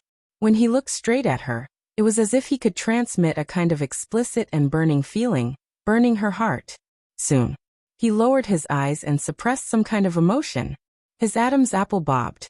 "Child, don't look at me like that next time." Hoshida licked his lips and said in a low and sexy voice, "You'll be afraid." As soon as he finished speaking, Hoshida was about to leave, but the other fair and tender hand on his wrist did not let go. He looked at her for a while, and his low and magnetic laughter was a little hoarse and seductive. "You really don't want me to leave?" Chapter 846. Before Bae-yunj could speak, the man leaned forward. The man suddenly leaned forward and Bae-yunj instinctively placed a hand on his firm chest. However, she could feel his scorching body temperature and beating heart under the man's thin white shirt. She looked up and met his unwavering gaze. She could see the lazy smile in his dark eyes. It was explicit and passionate. Bae-yunj froze as if she had been scalded. She instinctively wanted to retract her hand, but the man casually grabbed the back of her hand. Hwashida's peach blossom eyes were slightly raised and the coldness in them dissipated. His lazy posture was ostentatious and ambiguous, and the corners of his lips curled into a cynical smile. "Brother, you," before she could finish speaking. The next moment, the man turned over her white and tender palm. His warm and cool fingertips rubbed her fingers from time to time, making her heart itch and numb. Suddenly he bent down slightly. His thin lips gently kissed her palm. Suddenly, the warm touch on her palm, accompanied by a numbing feeling, shot straight up to the back of her neck. Her ears were burning hot. Even her mind was empty. A simple palm kiss made her blush. It was so tempting that her legs turned weak. However, the man was still smiling seductively. His magnetic voice was bewitching, low and hoarse with some kind of uncontrollable desire. He was asking her for help. "Yun, I want to feel more comfortable too. What should I do?" In an instant, Bae-yunj woke up. Her heart was beating unbelievably fast. She immediately withdrew her hand and got off the sofa. She looked like she was fleeing. In the man's eyes, the little girl looked like she was about to explode. Hwashida did not go to the study to work. Instead, he went to take an hour-long cold shower. After returning to the room, Bae-yunj could not get rid of the plot in her mind. She did not know why, but every time she was in Hwashida's hands she would run away. This also made Bae-yunj feel embarrassed for the first time. Coincidentally, at this moment her cell phone rang. Bae-yunj glanced at it and calmed down before answering the call. "Gu-er, there will be a gathering after the award ceremony tomorrow. Do you want to?" "I'm not going." Bae-yunj refused simply. Si Qingyan was speechless. Why did the old man always give him such hard work? "Where's Mr. Zhong?" Bae-yunj suddenly remembered that she hadn't seen Zhong Shenlin recently. When Si Qingyan heard this, he immediately smiled mysteriously. "Do you know? Elder Zhong, Dean Zhou, and Stephen were taken by Marcus for a hair transplant." Bae-yunj. What kind of messy team-building project was this? "You'll see it tomorrow. Don't expose her," Si Qingyan reminded. Bae-yunj's eyelids twitched. "Sure." Afternoon. When she went out, Bae-yunj found more than 20 sets of clothes on the sofa, all of which were brands she usually wore. "Chinyu called and asked me to take you to dinner." Hwashida glanced at Bae-yunj, who had just come out of the bedroom, and said. Bae-yunj looked at the calm Hwashidu and raised an eyebrow. "Okay. Soon." After she changed her clothes and followed Hwashida downstairs, she turned around and accidentally touched the man's hand. Only then did she feel that his temperature was a little too cold. "Brother, why are you so cold?" Bae-yunj asked without thinking. Hearing this, the man glanced at the instigator carelessly and licked his itchy teeth. He chuckled. "Otherwise, why would I take you out? P.S. Additional monthly votes added. Chapter Thank you for helping Master Pay. The monthly votes ranking is still unstable. Are there any children who can move their fingers? Pinch. Old Sue continued to update. Chapter 847. At first, Bae-yunj did not react. But when she realized what was going on, she froze. So, just now he had a physiological reaction, so he went to take a cold shower? Bae-yunj thought of the temperature of the man's hand when she touched it just now. It was cold. It did not seem like he had only taken a shower for a while. Bae-yunj looked at the man's handsome side profile for a while. For some reason, her heart beat erratically. She slowly took a step to the side. Hwashidu, who saw this scene, was speechless. After a while, Hwashidu was a little angry and laughed out loud. Then he laughed in a low and sexy voice. Child, where did I find such a heartless person like you? Bae-yunj did not speak. Soon the two of them got out of the elevator. Hwashidu had just walked out when he saw Bae-yunj running out. He thought that the little girl was shy. But not long after, Sung-soo asked in confusion, Master Du, where is Miss Pei? Shouldn't the two of them come down together? After asking, Sung-soo felt that something was wrong again, so he looked at Hwashidu with a meaningful gaze. Could it be that Miss Pei did not have the strength to get up soon? Hwashida's unhurried gaze swept past him coldly. Sung-soo stopped imagining things obediently. Wait for her to come back. Hwashidu stood in the hall. He was wearing an exquisite black suit and a black and gray windbreaker, making him look tall and slender. The corners of his upturned eyes were charming, and his pale-colored pupils were light and lazy. About 10 minutes later, Hwashidu saw a figure walking over from the door. Bae-yunj was wearing a black hat and mask.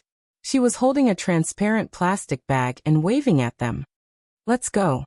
Hwashidu smiled. After getting into the car, the man had just sat in the back seat when the little girl beside him started to open the plastic bag. What is this? Hwashidu asked. Bae-yunj answered him leisurely as she tore it open. Your little heartless girl bought you a thermal pad. Soon, Bae-yunj warmed up a thermal pad and turned her head naturally. She pulled open the man's windbreaker and unbuttoned his suit jacket. But she didn't notice that the man's eyes were unfathomable, staring straight at her. If you stick it here, you shouldn't get burned. Bae-yunj muttered to himself. Hwashidu allowed the young lady in front of him to touch him. However, not long after, Bae-yunj inadvertently touched the man's tight and sexy abs. They were hard and firm. After a few seconds, Bae-yunj realized what it was. But soon after, a hint of interest flashed through her bright and beautiful eyes. Just as she was about to touch it again, Yi Zichen stopped her. The man's indifferent and deep voice seemed to be deliberately teasing her eardrums. Yin, there's no way to take a cold shower in the car. After saying this, Bae-yunj immediately stopped. She glanced at the lazy and handsome man and finished pasting the last one on him. Obviously, she didn't want to talk to him anymore. But in the next moment, Bae-yunj was about to retract her hand when the man grabbed her wrist again. She looked up and saw the man's slender and well-defined hand casually picking open his windbreaker and suit jacket. He placed her hand on the spot that Bae-yunj wanted to touch just now. Even through the thin white shirt, the touch still made her blush and her heart race. Didn't you say that you won't let me touch you? Seeing that the little girl beside him was still pretending to be obedient after taking advantage of him, the man couldn't help but chuckle hoarsely. P.S. Alright, now that Master Du has appeared, our monthly votes are really getting fewer and fewer. The old man shouldn't have appeared. Chapter 848. His lazy and magnetic voice was ostentatious and straightforward, as if he was blatantly seducing her. How can I let our union bear a grudge? Next time, if brother is cold, who will buy the thermal pads for brother? Hwashidu was still holding her hand, afraid that the thermal pads on his suit jacket would be too hot. Bae-yunj's face inexplicably heated up, but she could not retract her hand. But on the way, Bae-yunj's mind was filled with Hwashidu holding her hand, and she could not ignore the warmth on her hand. The man's ambiguous low laughter made people blush. Isn't Big Brother's hand hotter than Yunyun's? Bae-yunj's ears instantly burned and she froze a little. Who could stand this D*MN man's unrestrained flirting? It was clearly an emotionless sentence, but when it came out of his mouth, it could instantly make one's hair stand on end. After parking the car, Bae Yunj quickly broke free from the man's hand and got out of the car first. Seeing this, Hwashidu only smirked, his fingers caressing the thermal pads the little girl had just bought for him. Soon, Hwashidu and Bae Yunj saw Chinyu with several staff members following behind him. "Gur Master Du." With that said, Chinyu reached out and hugged Bae Yunj. "Baby, are you cold? Why don't you answer second brother's calls?" This scene made Hwashida's gaze land on him carelessly. It was a little dark and unreadable. "I'm not cold." Bae Yunj wanted to break free, but Chinyu hugged her too tightly. "Chinyu, someone is calling you," the man on the side said unhurriedly. Hearing this, Chinyu let go of Bae Yunj carelessly. Bae Yunj slipped behind Hwashidu and held the man's sleeve with one hand. Chinyu did not see anyone, but when he turned around, he saw this situation. He seemed to be the outsider. Chinyu looked at Hwashidu instinctively, only to see him looking at him carelessly with a faint smile in his eyes. It seemed to be a provocation. Chinyu was speechless. "Let's eat, let's go eat first." In the end, the manager, who knew how to read people's expressions, immediately broke the stiff atmosphere. On the way, Chinyu walked beside Hwashidu and glanced at Hwashida's thin windbreaker. He was only wearing a suit inside and could not help asking, "Is this windbreaker so good at blocking the wind?" Hwashidu replied calmly, "It's all right." Chinyu was wearing a low-collared sweater and couldn't help but shrink his neck. "Then aren't you cold?" Hwashidu slowly lifted his suit jacket, revealing the unqualified thermal pads. "It's all right. It's quite warm." His tone was calm and composed, but it gave people a feeling that he was showing off. "Bae Yunj." Chinyu was curious. "You use such a thing too?" "Yes." After Hwashidu finished speaking, he casually glanced at the young lady beside him. Suddenly, his thin lips curled up and his voice was deep and happy. "I quite like it." Chinyu even snorted, a sneer appearing on his handsome and superior face. He then gestured for Hwashidu to look at his torn jeans. His low voice was filled with confidence. "Master Du, what's the matter with you? You're even using thermal pads in this weather?" Who knew? The man smirked, his tone light and flirtatious. Someone's heart aches for you." Bae Yunj's back froze immediately. However, Chinyu had yet to react. What did this mean? "What do you mean?" Chinyu asked instinctively. On the other hand, the most silent manager at the side seemed to have suddenly understood. He looked at Bae Yunj, who had a slightly strange expression on his face. "P.S. I'm dealing with the infringement of this book. I'm sorry that I'm not in a good state," and wrote slowly.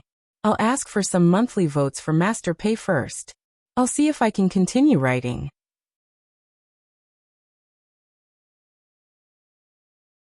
Chapter 849.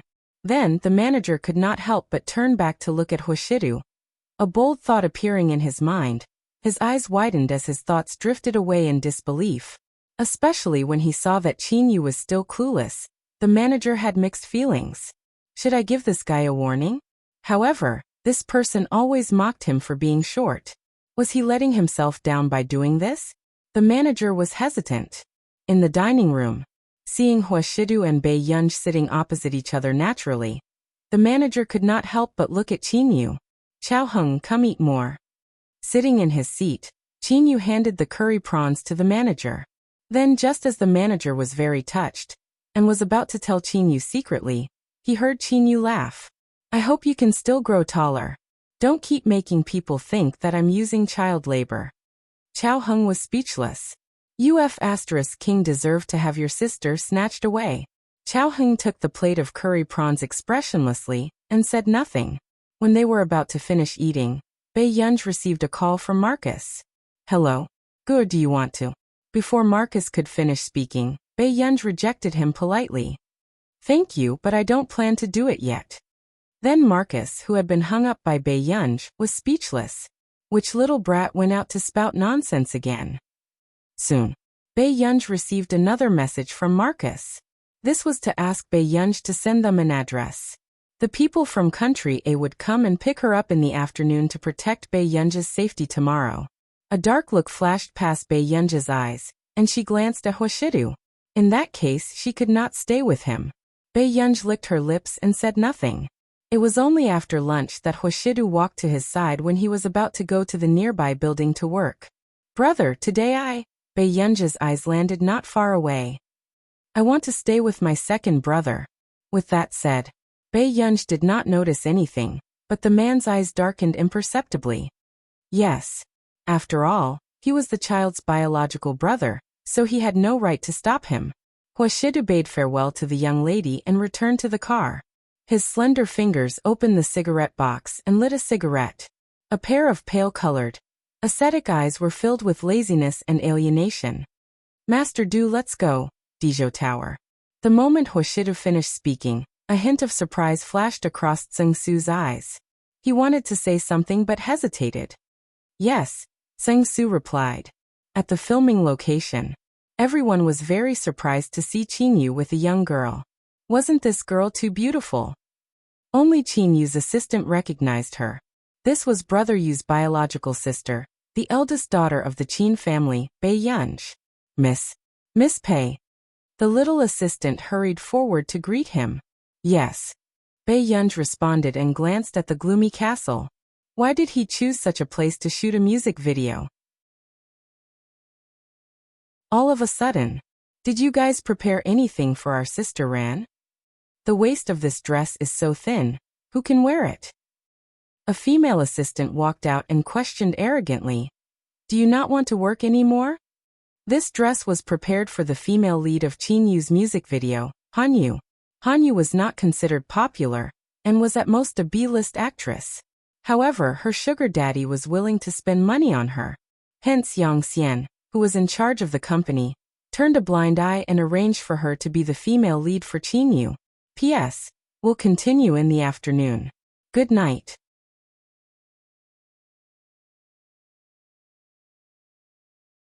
Chapter 850. Qinyu did not care about this and had already gone to check the set equipment. After that, the assistant glanced at Bei Yunj, and her expression darkened. What do you mean? Did you choose a female lead? Bei Yunj raised her eyebrows. Beside her, Qinyu's assistant took a deep breath and said with a smile, No, Sister One, you're thinking too much. This is Brother Yu's woman. How would Qinyu's assistant dare to let Sister One know that Bei Yunj was Qinyu's sister? During this period of time, hadn't there been a lot of trending searches about them kidnapping Qinyu? If she found out that Bei Yunj was Qinyu's sister, she might be caught talking to Bei Yunj the next day. At that time, the headlines would be, #Hanyu and Qinyu's sister have a harmonious relationship #. #Hanyu is suspected to have been acknowledged by Best Actor Qin's sister #. Can't you turn on more lights? Bei Yunj glanced at the darkness around her, and pretended not to hear Sister Wen's words as she asked in return. Young lady, there are a lot of lights here. Come and sit here. The MV director suddenly waved at Bei Yunj excitedly, his eyes shining. The assistant was speechless. Another person who wanted to lure Miss Pei into the industry. Bei Yunj hesitated for a moment before walking over. Just as expected, the director immediately asked, Young lady, have you considered developing in the entertainment industry? Bei Yunj said calmly, No. The director was speechless. This was his first time meeting someone who rejected him so directly. It's all right. This is my business card. You can contact me when you've thought it through. The director handed his business card to Bei Yunj. The assistant was speechless. If Bei Yunj wanted to debut, she still had to rely on him? Qinyu could bring this elder young lady to work every day, all right. However, seeing this, Sister Wen's expression darkened. Pursing her lips, she took the dress back. On the other side, a beautiful woman was lying on the bench. Those people don't take us seriously at all. Sister Wen was indignant. No one said that they would change our dresses. Besides, Best Actor Qin even brought a young and beautiful woman here. His girlfriend. Hanyu's eyes darkened. Who knows? Sister Wen sneered. Film Emperor Qin is also the son of a rich family. Must the person by his side be his girlfriend? But I've heard before that Film Emperor Qin's private life is very disciplined. Now I see that it's all a lie. Give me the dress. Hani reached out and took the dress that Sister Wen handed over. A glint flashed across his eyes. Accompany me to change my clothes. I need to put on my makeup later. Aren't you angry? Sister Wen asked. What's there to be angry about? Let's go see her later. Hanyu stood up and went to the changing room. She was just a little girl. Was it that difficult to deal with her? Hanyu's eyes were filled with mockery and indifference. Not long after, Bei Yunj saw a woman in a gorgeous long dress walking over. But soon, Bei Yunj looked away and continued to play on the maps of the gods. But when Hanyu saw this, her exquisite face revealed a trace of collapse.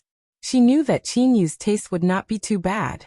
However, the young girl in front of him was so beautiful that her eyes were aggressive, making him fall into a trance. But her attitude was unbelievably cold. Hanyu pursed her lips, feeling a little uncomfortable as she sat at the side. Won, get me some water. At this moment, the makeup artist beside Hanyu was still helping her put on makeup. But in the next moment, Hanyu asked Bei Yunj, Miss next to me, do you have time to do me a favor? I can't move. Can you help me get my shoes? P.S. Here it comes, good guys. Thank you, children, for helping Master Pei get first place in the monthly votes ranking for now. If you work hard, can Master Pei get first place this month? Pinch.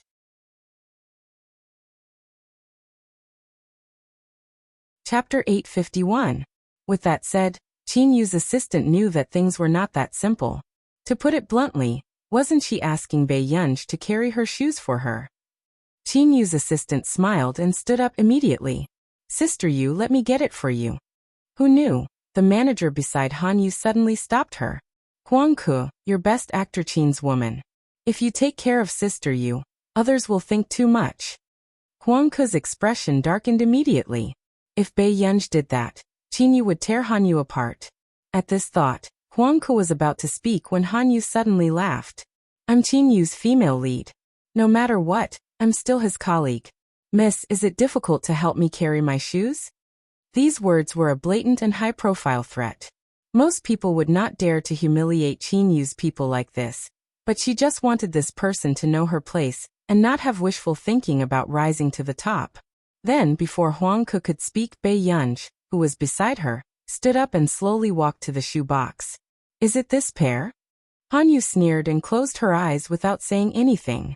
As if she had vented her anger, Sister Wen immediately said, Yes, those are our Sister Yu's favorite shoes. Before she could finish speaking. Suddenly, the shoe box slammed into the cabinet next to it, scaring the makeup artist so much that her hand trembled as she applied her eyeliner. It made Hanyu's face crooked. Hanyu's foot was hit by something and her expression changed in fright. When she opened her eyes again, it was her favorite pair of shoes that had rolled on the ground. Some of the paint had been rubbed off. Instantly, Hanyu's expression darkened, and she pushed away the makeup artist who was about to apologize. She looked at Bei Yunj darkly. Bei Yunj's beautiful eyes curved, exuding a faint ruthlessness. She stirred up trouble calmly and sneered unruly. Don't play tricks with me. Otherwise, it won't be this pair of shoes rolling on the ground next time. Huangke inexplicably felt that Brother Yu's sister was the real master. Her aura was too strong. Hanyu was about to stand up and rush over to slap Bei Yunj. Then, she saw Qinyu walking over. Hanyu immediately changed her expression. Film Emperor Qin, why did you hang up when I called you? The moment Qinyu came over, he asked Bei Yunj intimately. Bei Yunj said leisurely, Bring Xiaoko up. Huangke instantly felt guilty and did not dare to look at Qinyu. Qinyu also glanced at his assistant faintly, feeling extremely unhappy. Then his gaze finally landed on Hanyu. Without waiting for Hanyu to speak, he frowned and said, Yongxian really dares to push anyone to me. The air became strangely cold. Everyone could hear the disdain in Qinyu's words. Sister Ran covered her crooked eyeliner with an ugly expression. Sister Wen complained, Brother Yu, it was this young lady beside you who deliberately hit Sister Rong with her shoe. That's why Sister Rong didn't put on her makeup properly. Hearing this, Qinyu sneered and asked in return, Why didn't my Guor hit me when she hit her? Everyone. This sentence sounded very domineering. If this was outside, Qinyu might be harmed. However, Han Yu and the rest were so angry that their faces contorted. Qinyu, what do you mean? Han Yu gritted her teeth. A mocking look appeared in Qinyu's dark eyes. If Miss isn't willing to film, you can leave now. My studio will bear the expenses on the way. This made Han Yu even angrier. Otherwise, this song was written by Yuen and would definitely become popular in the future. She would definitely quit and leave. P.S. There are 2 more updates.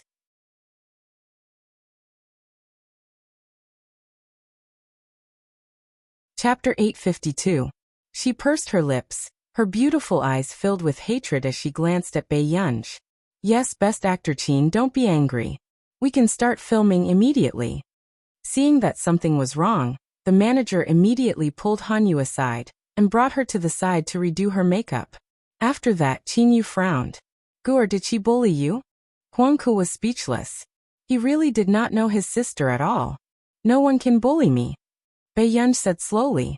If Guor doesn't like her, second brother will change her immediately. Qinyu's dark eyes were serious. He could not bear to see Bai Yunj suffer. No need. Hurry up and film. With that said, Bai Yunj returned to the side. However, after a few solo matches, she could not help but frown. Why were they all at this level? The game ended before she had her fun. A thought suddenly flashed across Bai Yunj's mind, and her lips curled up. Soon, Delaney's cousin, Vic, received a message from the big boss who had always been very cold to him. Are you there? Are you giving me a chance to earn money? Seeing this message, Vic almost rolled off the sofa. Vic's hands were soft, especially when he thought of the cost of this big boss repairing the bugs in the maps of the gods previously. His corporation was still small, unlike Delaney's corporation, which could not afford to support a big boss. Vic was afraid of offending Bai Yunj, but he had no choice but to reply. Vic, thank you, Miss Pei, for remembering our company. But our company has no bugs anymore. How about I be your professional player's sparring partner? How about I don't charge you if you lose? How about 100,000 yuan if you win a round, according to your exchange rate? Seeing this, Vic was suddenly tempted. It was only 100,000 yuan per round. How many rounds could they lose? Besides, although Bai Yunj was good at computer skills, his family was raising professional players after all. They wouldn't lose too much, right? At this thought, Vic suddenly felt that Bai Yunj seemed to want to be a human today.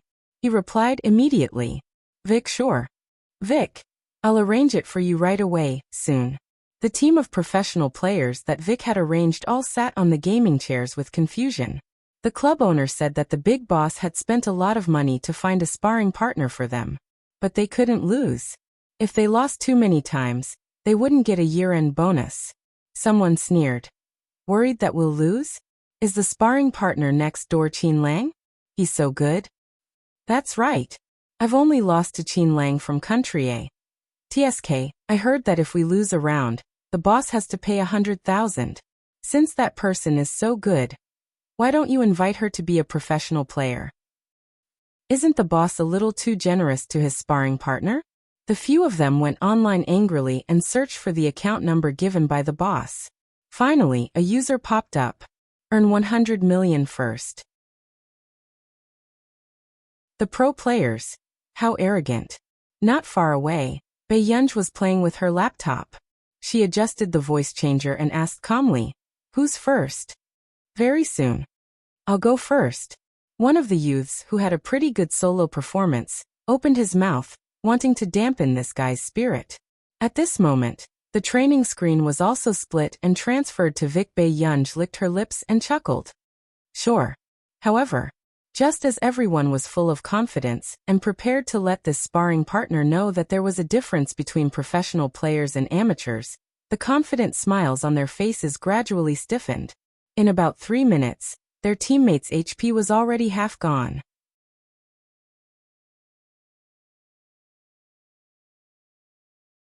Chapter 853. In less than 6 minutes, the solo match was over. The team members froze. This was a sparring partner worth 100,000 yuan per round? Vic, who was looking at the split screen, was the most disappointed. It hadn't even been 10 minutes and they were defeated. Soon the other party said calmly, "Although you can earn money quickly this way, I hope you can be more serious and continue." The team members were speechless. Soon, the second team member started again. However, this time, the team member was obviously not as arrogant and perfunctory as the last time. He played very seriously. However, 8 minutes later he still lost, so until now. The team members realized that the Waterloo of their lives was not Qin Lang, but this sparring partner who had earned 100 million yuan first. In EG Corporation's building, Vic was about to kill someone. 200,000 yuan. In less than half an hour, 200,000 yuan is gone. Did you see that? Vic was about to break down. The assistant said carefully. But boss, according to Miss Pei's speed, isn't she sure to make a profit? Vic could not keep a straight face. This was a game he made. His professional team was always second place. Now that he hired a sparring partner, they could not even defeat one person. Were they a bunch of useless people? Call them and tell them about the club. If anyone can't even last 10 minutes under her hands, they will be fined. The assistant quickly replied and sent a message to the club owner. After the club owner told the team members were even more stressed. 10 minutes. The longest time they lasted in a team of 7 was 12 minutes. And it was their captain. The team members felt that this person in front of them was even scarier than Qin Lang from country. Why was she a sparring partner at this level? Soon someone asked, "Coach, with your level, why don't you become a professional player?" Bei Yunj raised her eyebrows and adjusted her earpiece. "I only earn quick money. I don't have time." The team members were speechless. What a simple and unpretentious big boss. Hurry up. I only charge 15 yuan at the internet cafe. There are still 4 hours. Bei Yunj looked at the time. The team members were speechless. She was using the lousy equipment of the internet cafe to fight them. They thought that this big boss should be using some top-notch equipment. In the end, it was just an internet cafe that cost 3 yuan an hour? Even so, not many of them could last more than 10 minutes against her. At the filming location. "Sister Ran, don't be angry. I've checked, and no one knows that little girl." Sister Wen walked over happily. Han Yu pursed her lips and a trace of unwillingness flashed past her eyes. "With Qin Yu around, I can't do anything to her." "Who said that?" Sister Wen walked over and handed the phone to Han Yu. "This is?" Han Yu was surprised. This was a photo of her and Bei Yunj. Because of the angle, it looked like they were quarreling. "I've already asked a professional fan to send this photo to your fan club." A smug and happy look flashed across Sister Wen's eyes. "Sister Wen, didn't you arrange for 20 fans to come to Nili? This time, isn't that girl dead for sure?" Han Yu had a sugar daddy and was very generous to her fans. Some time ago, she had given her fans more than 20 plane tickets and hotel coupons. During this period of time, those fans had also been outside taking photos of Han Yu. Now that they saw Han Yu being bullied, how could those fans not explode?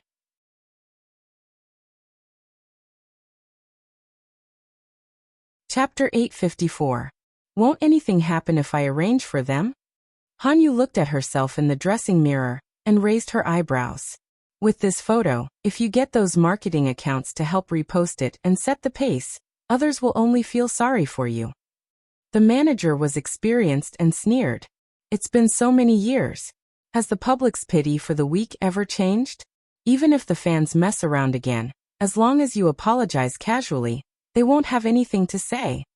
Han Yu was silent for a moment, as if she agreed. Then she asked, "Where is she?" "She should be back soon. I heard Huang Ku on the phone just now. I think she said she'll be back in 10 minutes. Sister Wen immediately said. Then she said, "Sister Ran, your fan club will take at most half an hour." Han Yu's lips curled up slightly. There was mockery in her eyes and a smile in her voice.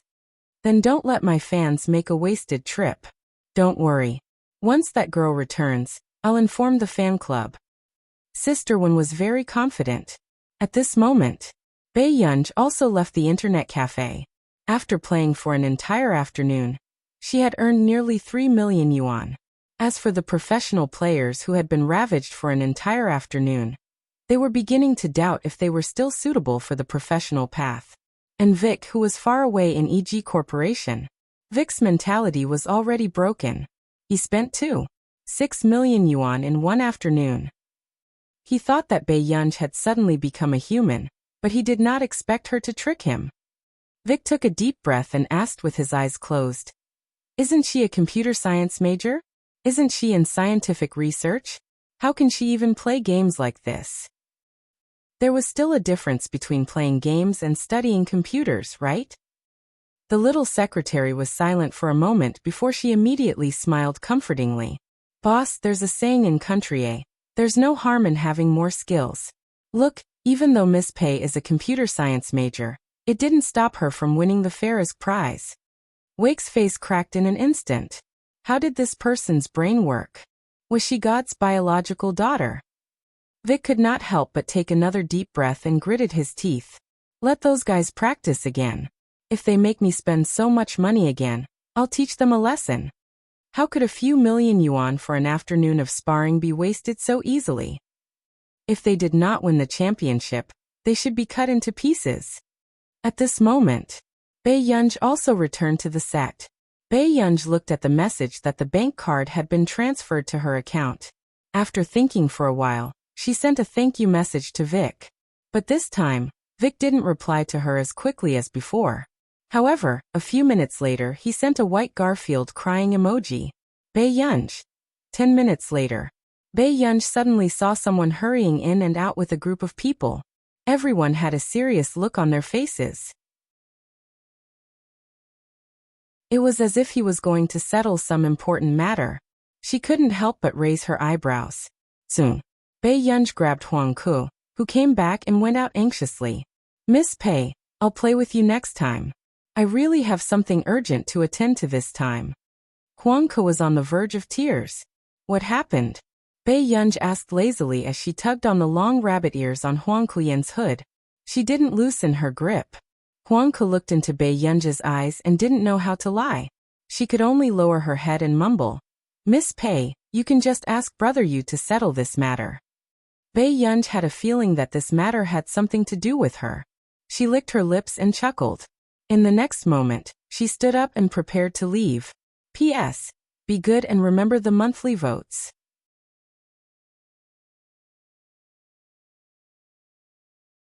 Chapter 855. When Huang Ke saw this, she immediately panicked. She immediately went forward and hugged Bei Yunj, refusing to let her go. "Miss Pei, please don't go. The fans outside have gone crazy." Bei Yunj. Not long after, Bei Yunj slowly pried her fingers away. "Let go first." Huang Ke didn't dare to be too presumptuous and carefully let go. "Tell me, what's going on with the fans outside?" Bei Yunj glanced at the door casually. Huang Ke knew that she couldn't hide it, so she could only tell her in detail. "We don't know why so many of Han Yu's fans appeared. They even said that they wanted to stop you. They said that you bullied Han Yu and they wanted to stand up for her. They even asked you to apologize." Bei Yunj raised her eyebrows. "But there's definitely something wrong with the number of fans they have. Even Brother Yu didn't have more than 10 fans visiting him today." Huang Ku immediately said. After all, they were overseas. How could there be so many fans chasing after them? She wasn't Yu Manran. Her works were best-selling overseas. "Miss Pei, please don't go out first." Just as Huang Ke finished speaking, there was a sudden loud commotion at the door. Then 2 people walked in with a female employee. Her forehead was bleeding. "What's going on?" Huang Ke asked anxiously. "Stop talking. Those fans can't enter." So they started to barge in. "I don't know which immoral person threw stones randomly and injured her." The colleague said angrily, "Hurry up, send Zhao Yin to the hospital." It was a mess inside and outside. A cold look flashed across Bei Yunj's beautiful eyes. She walked to Han Yu's side. Without waiting for anyone to react, she slammed the half-empty bottle of mineral water in her hand on the table. That bang was enough to make people's hearts tremble. "Aren't you going to care about your fans?" Bei Yunj's words were concise and comprehensive. She just stood in front of her. Her beautiful eyes were cold, and she seemed to be smiling. Hanyu and the others were shocked. Then they forced themselves to calm down. I don't know what's going on either. Hanyu forced herself to calm down. Sister Wen spoke again. Yes, it's not convenient for Yu. Bei Yunja's guess was confirmed when she heard this. This matter was done by these few people. Pretty good. Bei Yunj looked at them for a while, then suddenly sneered and said leisurely, "It's not convenient, is it? There's a good place for you later." After saying this, Bei Yunj left. The three people in the arena felt an inexplicable lingering fear when they thought of the aura Bei Yunj had exuded when he walked over. This girl's aura was too terrifying. What does she mean by that? The manager frowned. He had a bad premonition. Sister Wen snorted. She probably thought that everything would be fine with Qin around. She might not know that 8 out of 10 of these fans are Qin and Yu's CP fans. Now that they had met the person who had torn apart their ship, how could their attitude be good? Perhaps, the more Qin protected her, the more excited those fans would be. A cold glint flashed across Hanyu's eyes as the corners of her lips curled up slightly. She dared to embarrass her. This was what that girl deserved. Bei Yunj walked in the castle and looked at the group of fans on the first floor who were still throwing rotten eggs at people. After a while, the call in her hand went through. "Pei, what's wrong?" It was Lu Zhongzhou's voice. "You can come and pick me up now." Bei Yunj's lips curled up into a lazy smile. "Bring some people along. Someone is causing trouble here, and I can't go out. P.S. The QQ reading event this week has started. If you're interested, you can look at the top."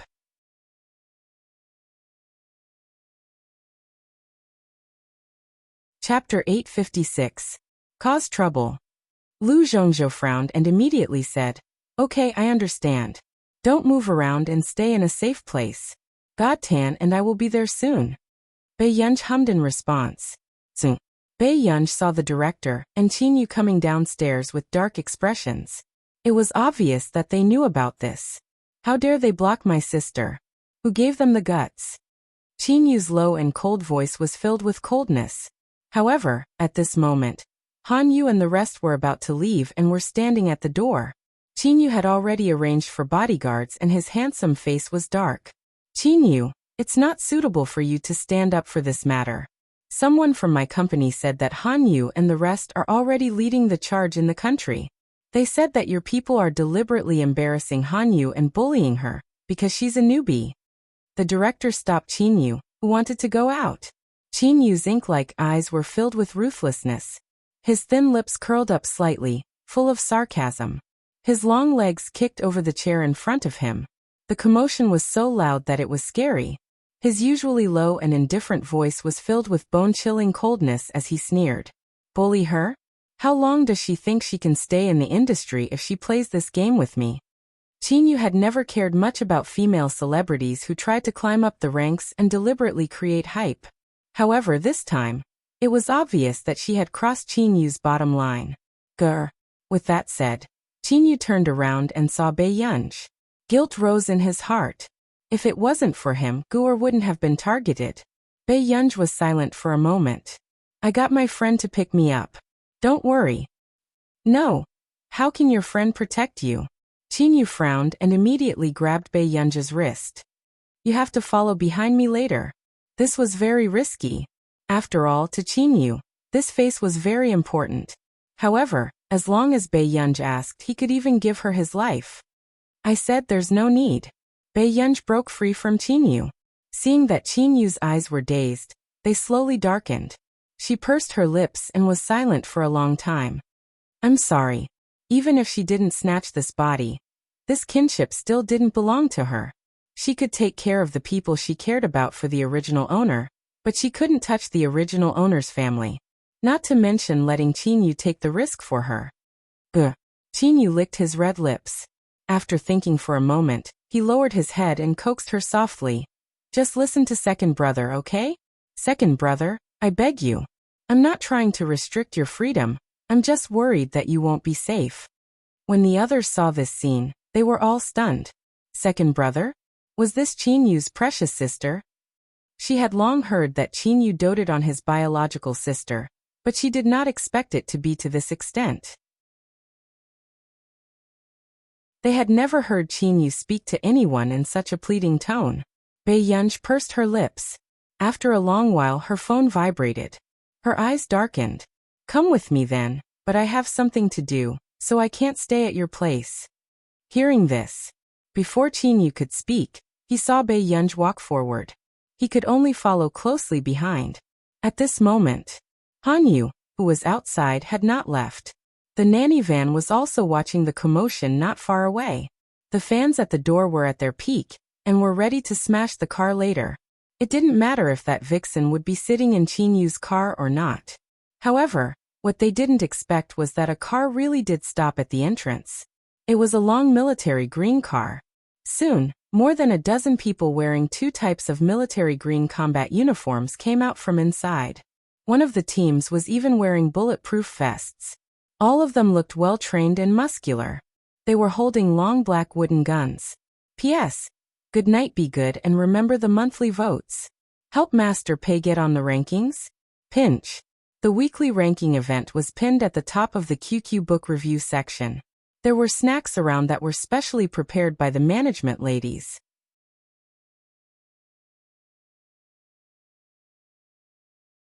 Chapter 857. The two men in front had hawk-like eyes as they pursed their thin lips and walked towards the door. The members of the two teams automatically formed two rows and blocked a path, giving off a solemn feeling. Soon, the things that the group of fans wanted to smash the car fell heavily to the ground, and their bodies went weak. Who dared to do this? It was illegal to attack the army. They were only fans and had never seen the world. They could see superstars being escorted by more than 10 bodyguards. But these were people from the country. Before they could react, the people they had seen in the photos walked out, all of them with hatred on their faces. But in the next moment, Bei Yunj glanced at them slowly, making them feel inexplicably nervous and oppressed. She said, "They should still have my photos. Otherwise, how could this group of fans recognize her?" Lu Zhongzhou frowned, looking slightly cold. Had this group of people become stupid from chasing celebrities? They dared to attack anyone. Tan Nan's cold voice sounded. "Get in the car first. We'll settle these matters." Bei Yunj hummed in response and looked at the stunned Qin Yu behind her. Her eyebrows moved and she was a little hesitant. Then, "I'll get going first. I'll look for you tomorrow?" After Qin Yu regained his senses, his mind was in a mess. He didn't know how Bei Yunj knew these people. However, someone who could wear such clothes couldn't be a bad person. Besides, he could tell that these people valued Bei Yunj's safety very much. Qin Yu wanted to say something but stopped. Then he chuckled. Okay. He didn't know how to ask about her now. After all, as her brother, he had neglected his duty for so many years. Have a good rest when you get back. With that said, Bei Yunj got into the car.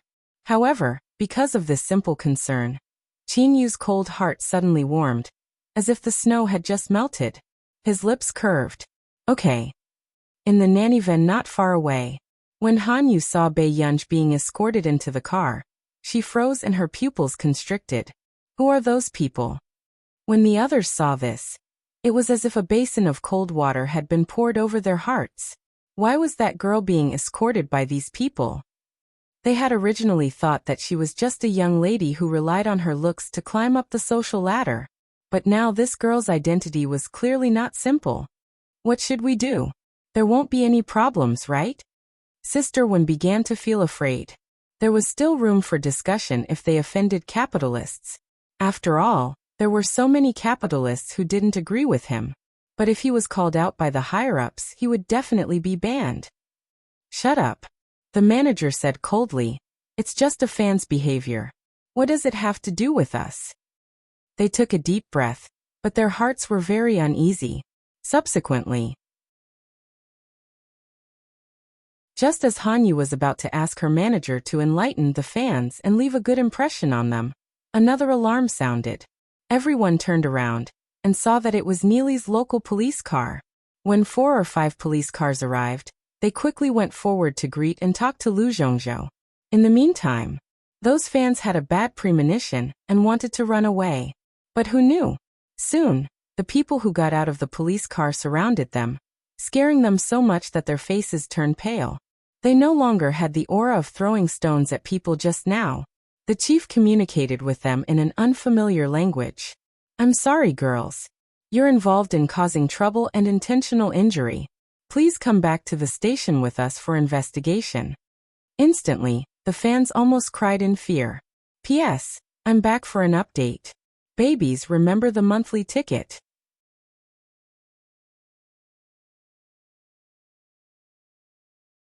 Chapter 858. We're just upholding justice. Why are you arresting us? One of the female university students bit her lip and communicated with him. It's clearly that woman who deliberately bullied our Yuyu. However, hearing this, the chief could not help but sneer. Since you can uphold justice, why do you need us? You've already caused injuries and caused a bad impact. You have to bear legal responsibility.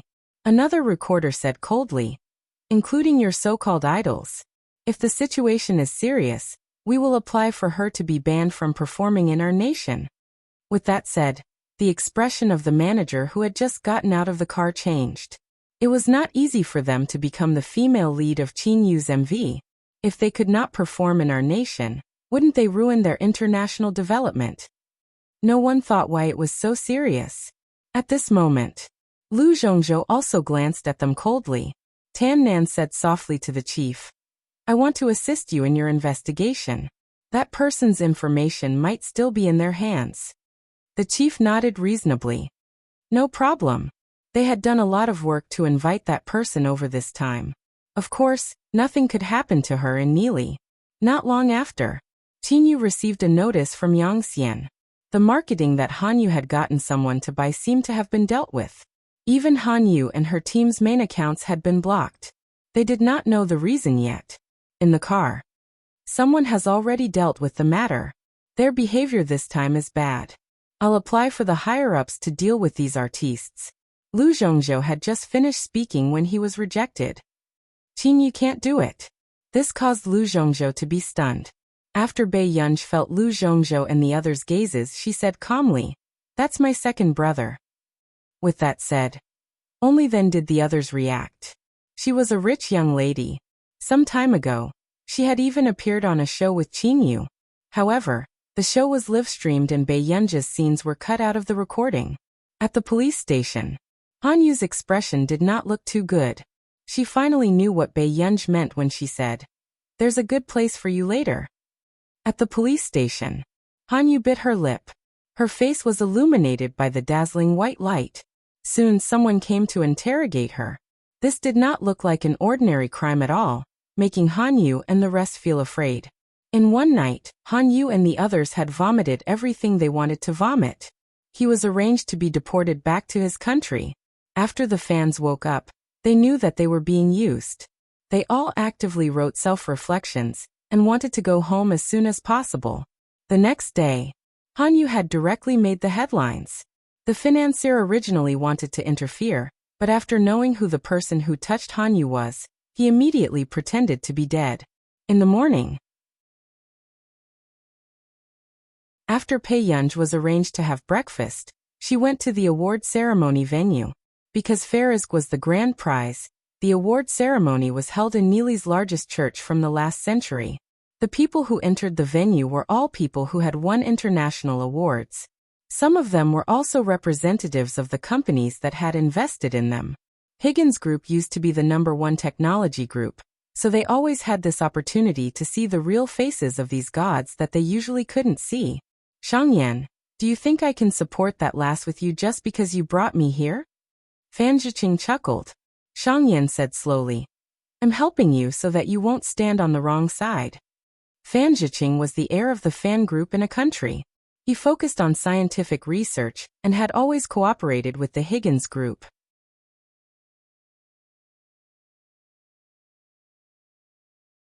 Chapter 859. I say, don't tell me you're chasing after that little brat? How is my Weiyu worse than that little girl who doesn't know anything? Fan Zhiqing asked in confusion. Stop talking nonsense. You can go in now, Shang Yan said calmly without changing his expression. Then, Fan Zhiqing looked around curiously. When he saw an old man with white hair, His eyes widened. Look. It's Mr. Huntington. The first mathematician to solve the 800 questions. However, Huntington didn't seem to appear often, even at award ceremonies. Why was he here this time? Soon, Fan Zhiqing got an answer. His eyes lit up. Yes, this woman was too amazing. She solved the 800 questions twice in one go. In other words, these heavyweight researchers were not here for the Farisk award ceremony, but because this was S award ceremony. I suddenly want to know what looks like. Fan Zhiqing couldn't help but yearn. She was a super genius who was praised both at home and abroad. In the past, at every award ceremony, there would be people who felt that their supporters were better than the winner. But this time, the mathematicians who won the award with her were indifferent. They didn't think that anyone else could win this award. She solved 2 of the 800 questions in one go. This was very similar to the hype on the internet. However, this person was a true big shot. There's no hurry. There will be plenty of opportunities in the future. Shang Yin glanced at him, his tone unclear.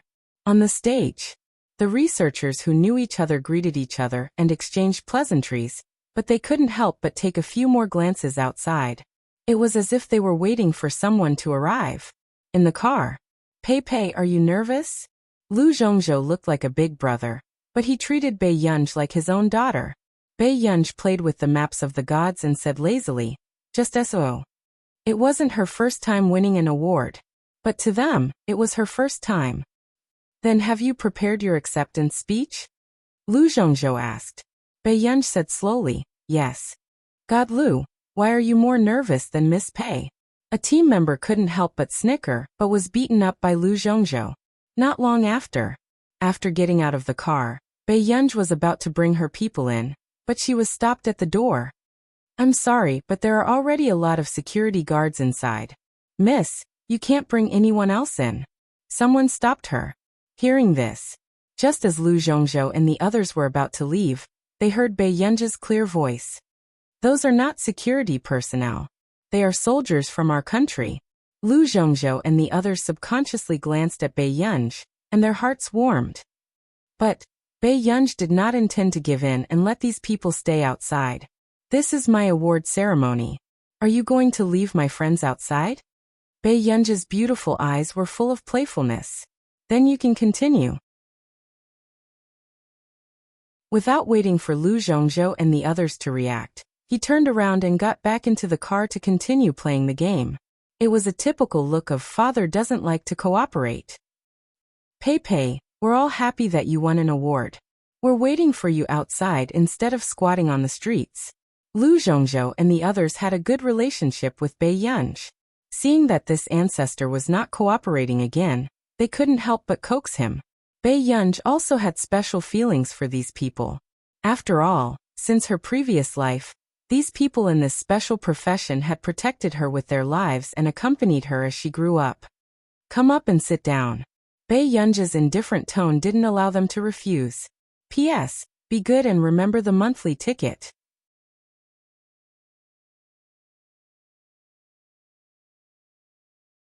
Chapter 860.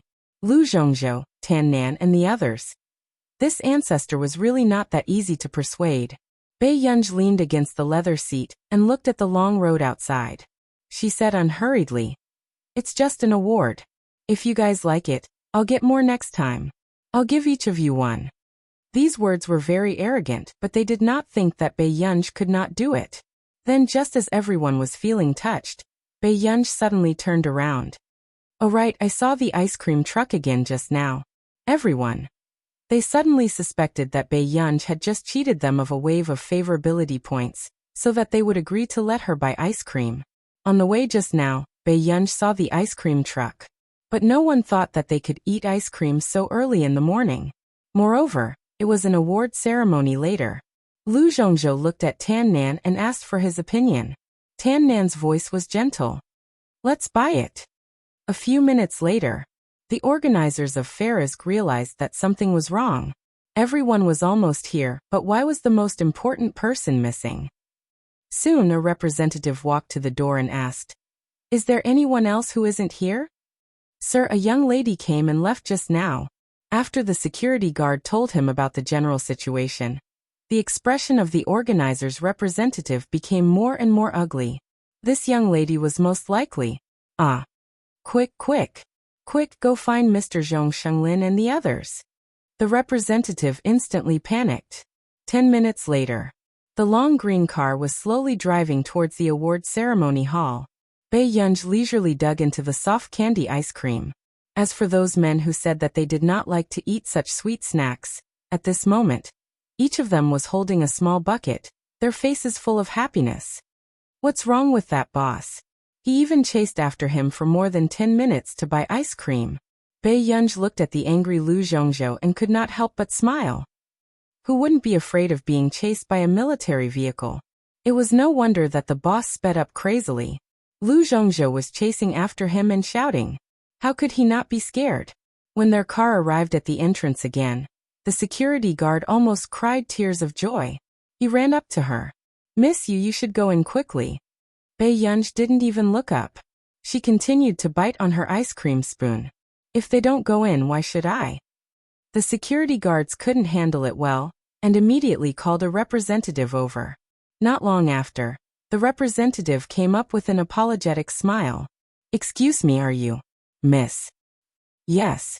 Bei Yunj answered casually. When the representative heard this, he couldn't help but suck in a breath of cold air. He sized up the beautiful and languid girl in front of him. If this was placed in front of anyone, no one would think that she was. Your friends can naturally go in together.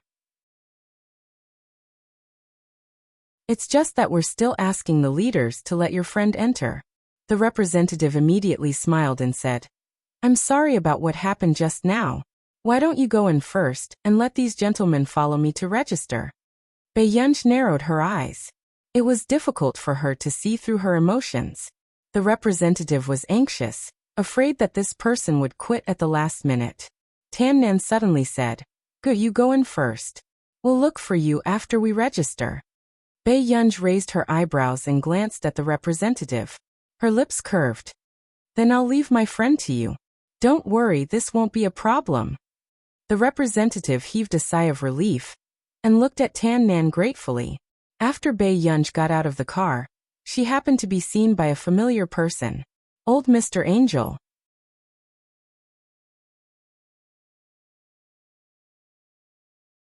Chapter 861.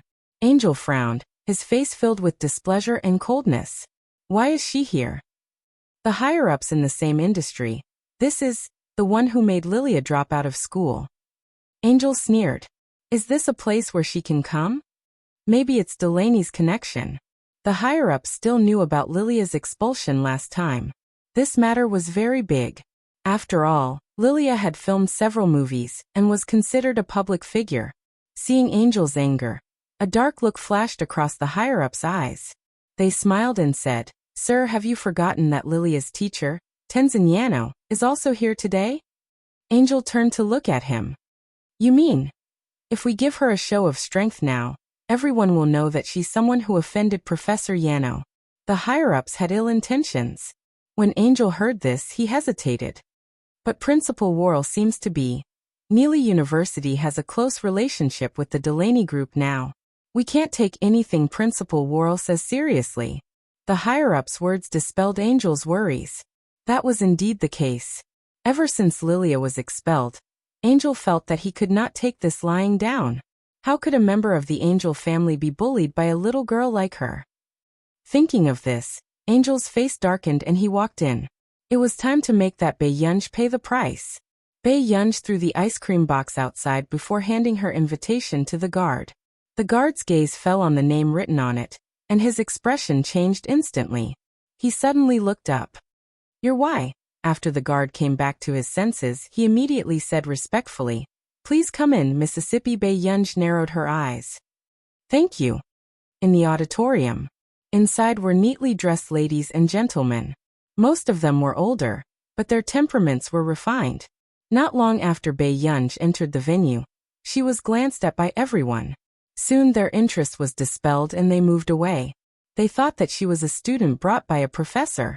Bei Yunj was looking for her seat when she suddenly heard a voice not far away. You are the one who transferred my student to another school? Bae-yunj turned around and saw a middle-aged man in his 40s. She thought for a while and suddenly laughed. Which one are you talking about? These words instantly made Tensei Servano's expression turn ugly. Where did such an uneducated little girl come from? Lilia is my student. Tensei Servano's tone was cold as he gritted his teeth. It's her. Bae-yunj raised his eyebrows. There was a hint of playfulness in his eyes. So are you here to apologize to me? What arrogance. Tensei Servano also sneered. Can you accept my apology?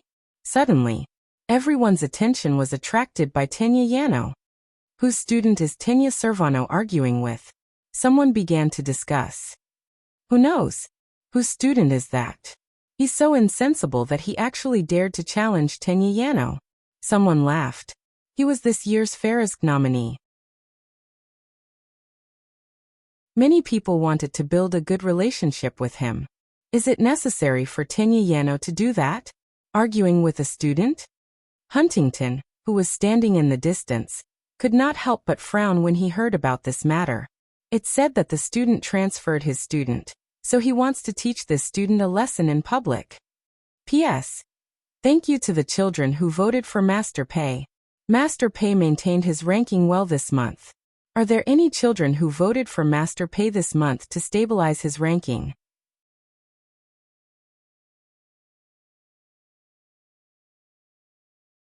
Chapter 862.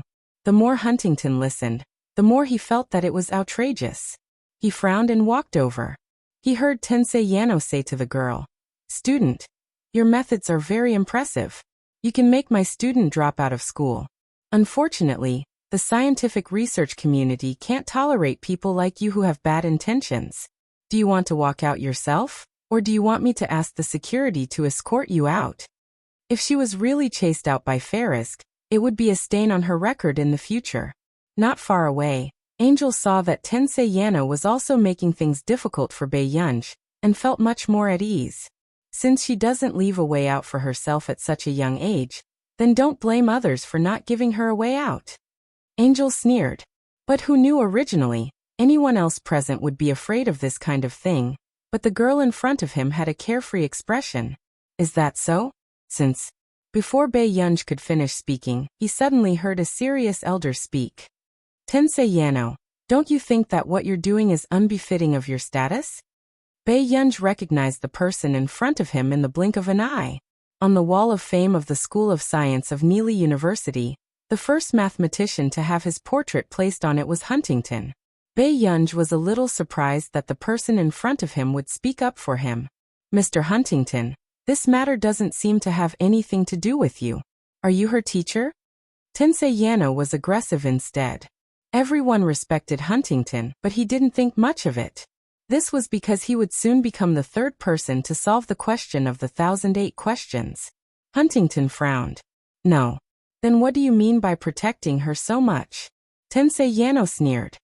Although you were invited to this award ceremony, I'm one of the main characters of this award ceremony. As soon as he finished speaking, no one said anything. I've already asked someone to contact the security.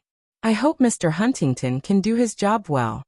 Tensei Yano did not back down. At this moment, Bae-yunj had already found a seat and sat in the first row. He did not pay much attention to Tensei Yano. This scene also made the others frown. Was this seat something she could sit in? The first row was filled with big shots who could stand at the peak of the scientific research community. She, a student who didn't know how she got in, actually dared to sit in the first row. How rude. She didn't know whose seat she was sitting in. However, Huntington suddenly realized that the seat Bae-yunj was sitting in was on his right. It seemed like, in the center of the first row. Usually, it seemed that only the winners would sit in that position. Huntington remembered what Marcus had said last time. She seemed to be a very young and beautiful girl. However, he thought that no matter how young she would be around 26 or 28 years old. And the person in front of him seemed to be in his early 20s at most. Soon, the security guards arrived. Professor Tenya Yavana, what happened? The student in the first row.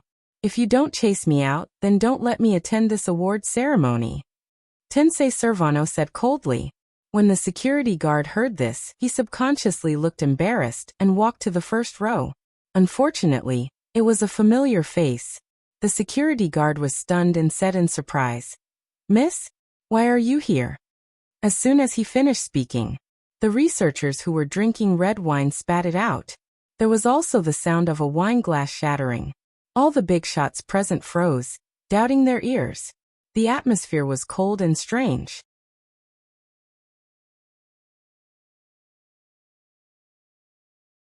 Chapter 863. So this was not anyone's student, but the one they wanted to see the most today. No one had ever thought that he would be so young. Bei Yunj glanced at the security guard and raised his eyebrows. "Do you need me to go out with you?" Hearing this, the staff member shook his head violently. He had goosebumps all over his body. "Please sit down. Sit down properly." What a joke. This person's temper was obviously not very good. How dare he go against the gun? Then wasn't he crazy? Bei Yunj leaned back in his seat casually. He propped up his head with his hand and gently pressed his fingers against his temples. He said slowly, "Thank you. I thought you invited me here today to teach me how to be a person." Everyone was speechless. Instantly, the atmosphere became even colder. Who would dare to teach him how to be a person? At this moment, Tenya Servano's expression was ugly. He was still in disbelief. But the next moment he heard a familiar teasing voice. "Who is this? Who provoked us at the award ceremony?" Everyone turned their heads and saw Marcus and Zhong Shenglin appear. But for some reason, they felt that the two people in front of them were strange. Several older researchers subconsciously touched their sparse hair on the top of their heads. Why did their hair seem to be a little out of place? Bei Yunj glanced at them lazily and asked leisurely, "When will the award ceremony end? I want to return to Yincheng as soon as possible." These words made the big researchers present sober up. If she left so soon, how could they build a good relationship with her? Many people wanted to go up and talk to her, but she was sitting in the first row and did not have the face to do so. Similarly, Tenya Servano's face turned pale, and he was sweating all over. He did not expect that the person he had just humiliated was actually. Has Angel lost his mind? She actually asked him to offend. Even though he and were both nominees, he was sitting at the edge of the second row while was sitting in the center of the first row. This was also the difference in status in the industry. There are still many interesting places in Neely. Why are you going back so early?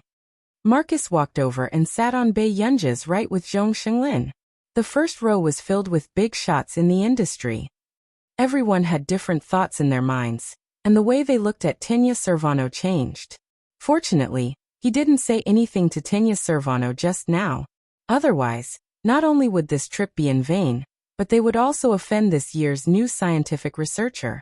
Bei Yunj said half-heartedly, "I still have to revise. The college entrance examination is coming up next year." Everyone. So Bei Yunj was still a senior in high school? Was Countrier's luck this year? This wasn't just a super genius that had appeared out of nowhere. At such a young age, one could imagine how frightening her strength would be in the future. College entrance exam? You need to take the college entrance exam to go to Yin University? Then why don't you come to Neely University and promise me? Marcus took the opportunity to poach people. Looking at Marcus' sneaky appearance, Zhong Shenglin wanted to pull out his newly planted hair. "Old Ma, look at the second floor." Zhong Shenglin gestured with a fake smile. When Marcus heard this, he instinctively looked up and saw Lu Zhongzhou and the other 20 people. "Do you know the consequences of touching our national treasure?" Zhong Shenglin asked with a smile, but there was a sinister aura to it. His gaze seemed to sweep past Tenya Servano. "Marcus. Tenya Servano. P.S. There will be an explosive update in 2 days. I'm writing overnight."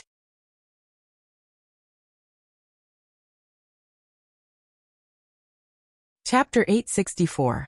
Obviously, this young scientific researcher was the apple of Countrier's eye. Bei Yunj couldn't help but twitch her eyelids. She looked up and scanned the second floor. It was a lounge with a glass wall. Although there were sofas at the back, Lu Zhongzhou and the rest still walked out and stood by the railing. The award ceremony was about to begin. Tenya Yano, who was at the edge of the second row, also clenched his fists, feeling a little flustered. He was afraid that he would find trouble with him later. The top entrepreneurs, who could only be seen on television, had also finished their small talk and returned to their seats from the hall. Their gazes drifted to the first row, and their intentions were clear, for usually there wouldn't be so many technology companies present at the Farisk ceremony. But this time, they clearly had a purpose. There are too many people. I can't see the big boss in the first row. Do you think she's here? Fan Zhiqing couldn't help but mutter. That was the most famous scientific researcher in their country this year. In addition to the Farisk Prize this time, she was also nominated for the Busaka Prize, the one and only God-level big boss. Shang Yan also received a reply to the message he sent to Bai Yunj. His brows relaxed. She's here. Really? Which one in the first row? Did you see her? Fan Zhiqing was extremely excited. However, Shang Yan was talking to him about something else. Perform well when you go to the company tomorrow. After today, she'll be free to come to the company. Fan Zhiqing frowned and said with a hint of disdain. Shang Yan, is she worth your effort? Do you have to spoil the mood on this occasion? At this point he sneered. I've never seen an heir so big. She hasn't even met the company's elders, and she's already stood them up twice. Does she really think she's the future head of the family? Fan Zhiqing had a bad impression of this heir, who had never appeared. Especially the projects she brought, no one was allowed to touch them. However, Shang Yan only listened to her. Seeing that he was so resistant, Shang Yan didn't say anything else. At this moment, Angel was below the stage, listening to the opening speech of the ceremony. He naturally turned his head and asked his people calmly, "How is it? Has that person been chased out?" This was the best lesson he could give Bai Yunj. Come to think of it, he must have a deep impression of her. So what if he managed to climb up to the Fernan's family? No one would pay any attention to a madam who had not yet ascended to the position of patriarch. At this moment, the higher-ups who had just returned were panting, but they didn't look too good. Sir, that person seems to be. As soon as he finished speaking, suddenly an accident happened on the stage. The guest of honor of the award ceremony was a relatively young researcher. Before the award ceremony, he intentionally or unintentionally said some words about country A. There was a sense of superiority in his expression. This made Zhong Shenglin, who was sitting in the first row, look gloomy. In the second row, Tan Nan, who understood the foreign language, had a dark expression on his face. In the arena, no one burst into laughter because of his purposeful joking tone. Seeing that the atmosphere had cooled down, the guest presenter cut to the chase. He smiled and said, "Then let's welcome the winner of this year's Farisk Mathematics Prize to the stage." After saying that, he smiled casually and said, "Everyone, please give him a round of applause. It's rare for a scholar from country A to come on stage." As soon as he finished speaking, no one felt that this was the time to applaud.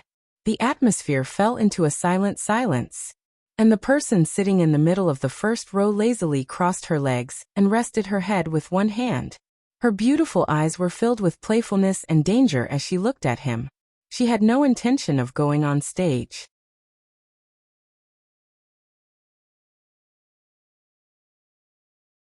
Chapter 865.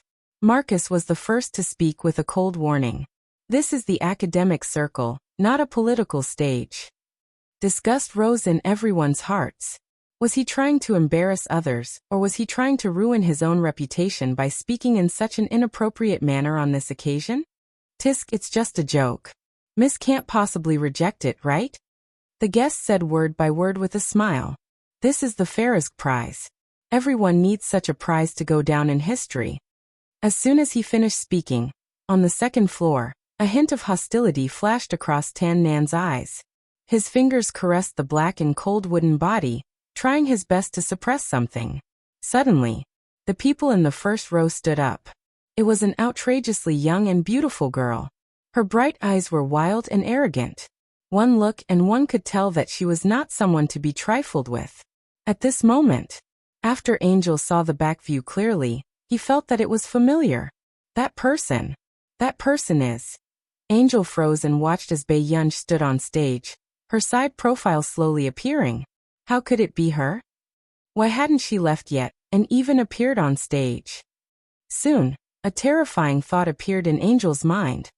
No way. Impossible. How could it be? How could it be her? Angel muttered to himself, his face pale and his entire body weak. How could she be? Angel denied it in his heart, but soon, all the things that could not be explained before were answered. Delaney's protection of her, Principal Worrell's respect for her. Why was it her? Why did it have to be her? Suddenly, before anyone could react, the guest on stage fell off the stage. This scene caused everyone to be dumbstruck, and it was deathly silent. If they were not mistaken, she had just kicked this 8-meter-tall male guest off the stage? What a ruthless big boss. Marcus could not come back to his senses. He could not help but ask Zhong Xinglin, "Is this really the girl that Lanjun raised?" Zhong Xinglin. It should be, right? Lanjun had been as gentle as water all her life. Back when she won the biology award overseas and was mocked by the host, she only blushed and said a few words of sarcasm. But this person, the moment he stepped onto the stage, he directly kicked him off the stage. The atmosphere in the audience made everyone afraid to move. This scene stunned even Tan Nan, and the others on the second floor. Miss Pei was as ruthless as ever. After that, everyone had goosebumps on their backs as they felt deep respect for this big shot. Who the hell dared to kick their guest presenter at the Ferris Awards? Since you don't mind that you can't control your mouth, then don't mind that I can't control my legs. Bae Yunj raised his eyebrows. He looked unruly, but there was an intimidating aura in his eyes that made people feel inexplicably afraid. Bae Yunj looked at the trophy on the ground, picked it up slowly, and wiped it with a clean handkerchief. She chuckled, her eyes full of youthful vigor. Then she said casually, "However, there is a need to clarify something. It's not that I lack any awards. It's that your awards are still lacking." These words were ostentatious and unruly, but they stirred up the hearts of everyone and made their blood boil. It was too hot. Even Fan Zhiqing, who was below the stage, could not help but follow the girl on the stage who was more dazzling than the light. She was born to be convincing. Zhong Xinglin's lips curled up unconsciously. He could see too many possibilities for the young people of this era in her.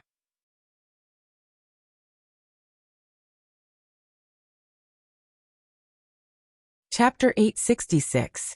Thank you for your attention to our country's scientific research development. Bae Yunj licked her red lips and laughed.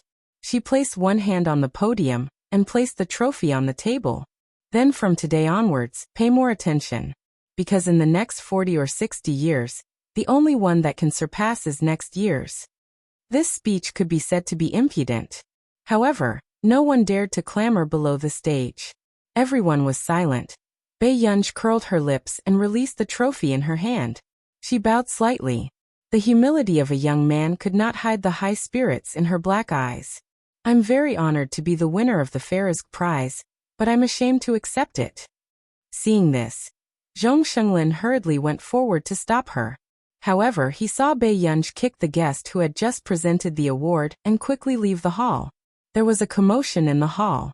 As soon as she finished speaking, the organizers froze, but at this moment she had already left the stage. Fan Zhiqing felt so good that his scalp turned numb, and his eyes lit up. "But she doesn't look old. She seems to be younger than me, right?" Stop dreaming. No one had ever seen someone reject the Ferris Prize before. "Isn't this too handsome?" Fan Zhiqing chuckled. "Is it wrong for me to pursue true love? Of the students, one is Tich and the other is Jasmine." Shang Yan said calmly. "Why? Don't you like that young lady who is your successor?" He had seen Tich and Jasmine before. One was richer than him, and the other was more handsome. It was indeed difficult for her to fancy him. Shang Yan asked slowly, "Which one can you compare to?" Fan Zhiqing. "Good fellow, how ruthless." Angel's expression did not look too good, and his steps were erratic. Suddenly, at this moment, Shang Yan turned around and saw Angel sitting in his seat. A dark look flashed across his eyes. In the long car. Old Mr. Angel. Xiang Yan's voice made Angel turn to look at him. Lu Zhongzhou immediately interrupted. It's already like this? Aren't you the one who spoiled her? At this moment, the others looked at the dignified captains of Falcon and Wolf, as if they were arguing about the education of children. Lu Zhongzhou looked at this audacious guy with a pained expression. What are you doing? That's the Farisk prize. You refused to accept it and even hit someone? Are you trying to ascend to heaven? Tan Nan said, All right, it's already like this. At this moment, Zhong Shenglin sighed and explained to Lu Zhongzhou what the guest had said on stage. The scene was very strange. Bei Yunj. Very soon. After Lu Zhongzhou learned the truth, he suddenly understood why Bei Yunj had hit him on the spot. If it were him, he would beat him up too. Almost everyone was shocked. Not long after, the person involved revealed that not only did she refuse to accept the Farisk prize, she even hit him, a guest presenter. This matter also started to spread on the internet. The news about #Farisk's rejection spread from the external network to the internal network of Country A.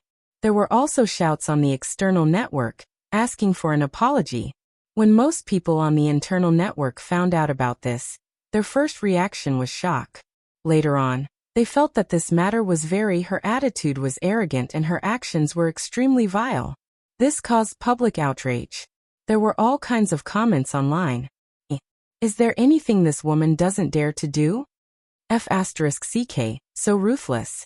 Is this the big boss?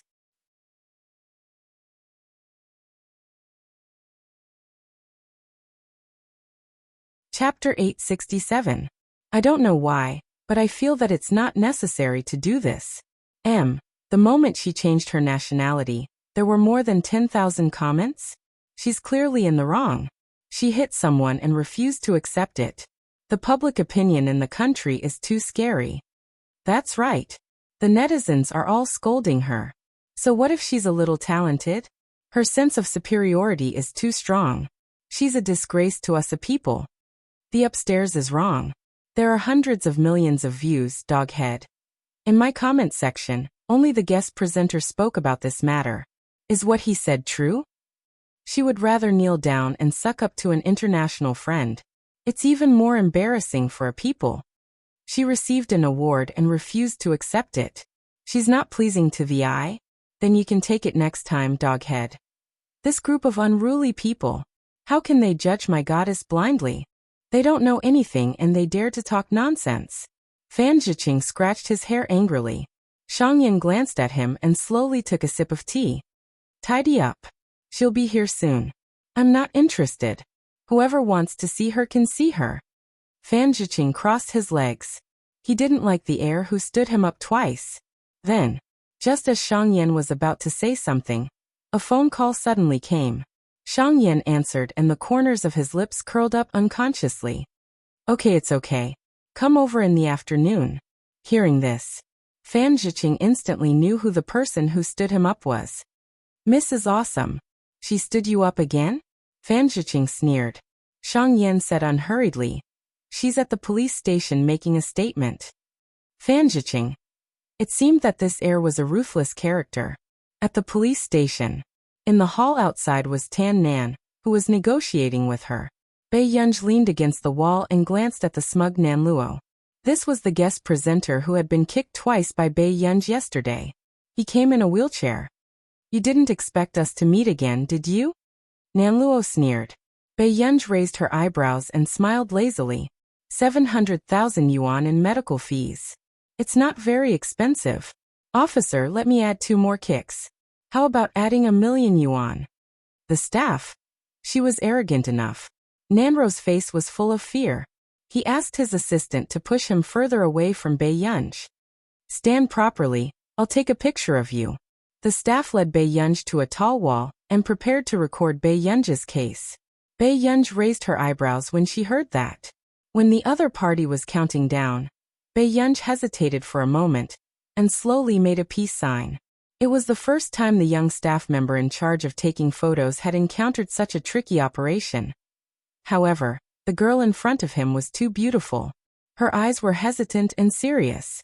The contrast was inexplicably cute. He coughed lightly and his ears turned red. "Well, miss, you only need to," shortly after. Before the staff member could finish speaking, he was suddenly pushed away by the female staff member who had been staring at Bae Yunj for a long time. "That's right. That's it. Miss, come here, let's change the action." The female crew member taught Bae Yunj hand gestures seriously, while the male crew member had a numb look on his face, but he could only force himself to continue filming. During the process, the female crew member couldn't wait to pinch Bae Yunj's face, but she didn't dare to do it. God knew that she was actually a beautiful young lady with a godly face that attracted both men and women. However, just as the female crew member was smiling like an ant, Si Qingyan happened to come to pick her up and witnessed this group of people teaching Master Pei how to act cute. That you're tuning in to the Li Mei's Sword of Destiny YouTube channel. We're so grateful for your support, and don't forget to subscribe to join us on this incredible journey through captivating stories. Your generosity through donations truly makes a world of difference, as it's the primary source of revenue that allows me to expand and enhance this channel for you. Thank you from the bottom of my heart for being a part of this adventure.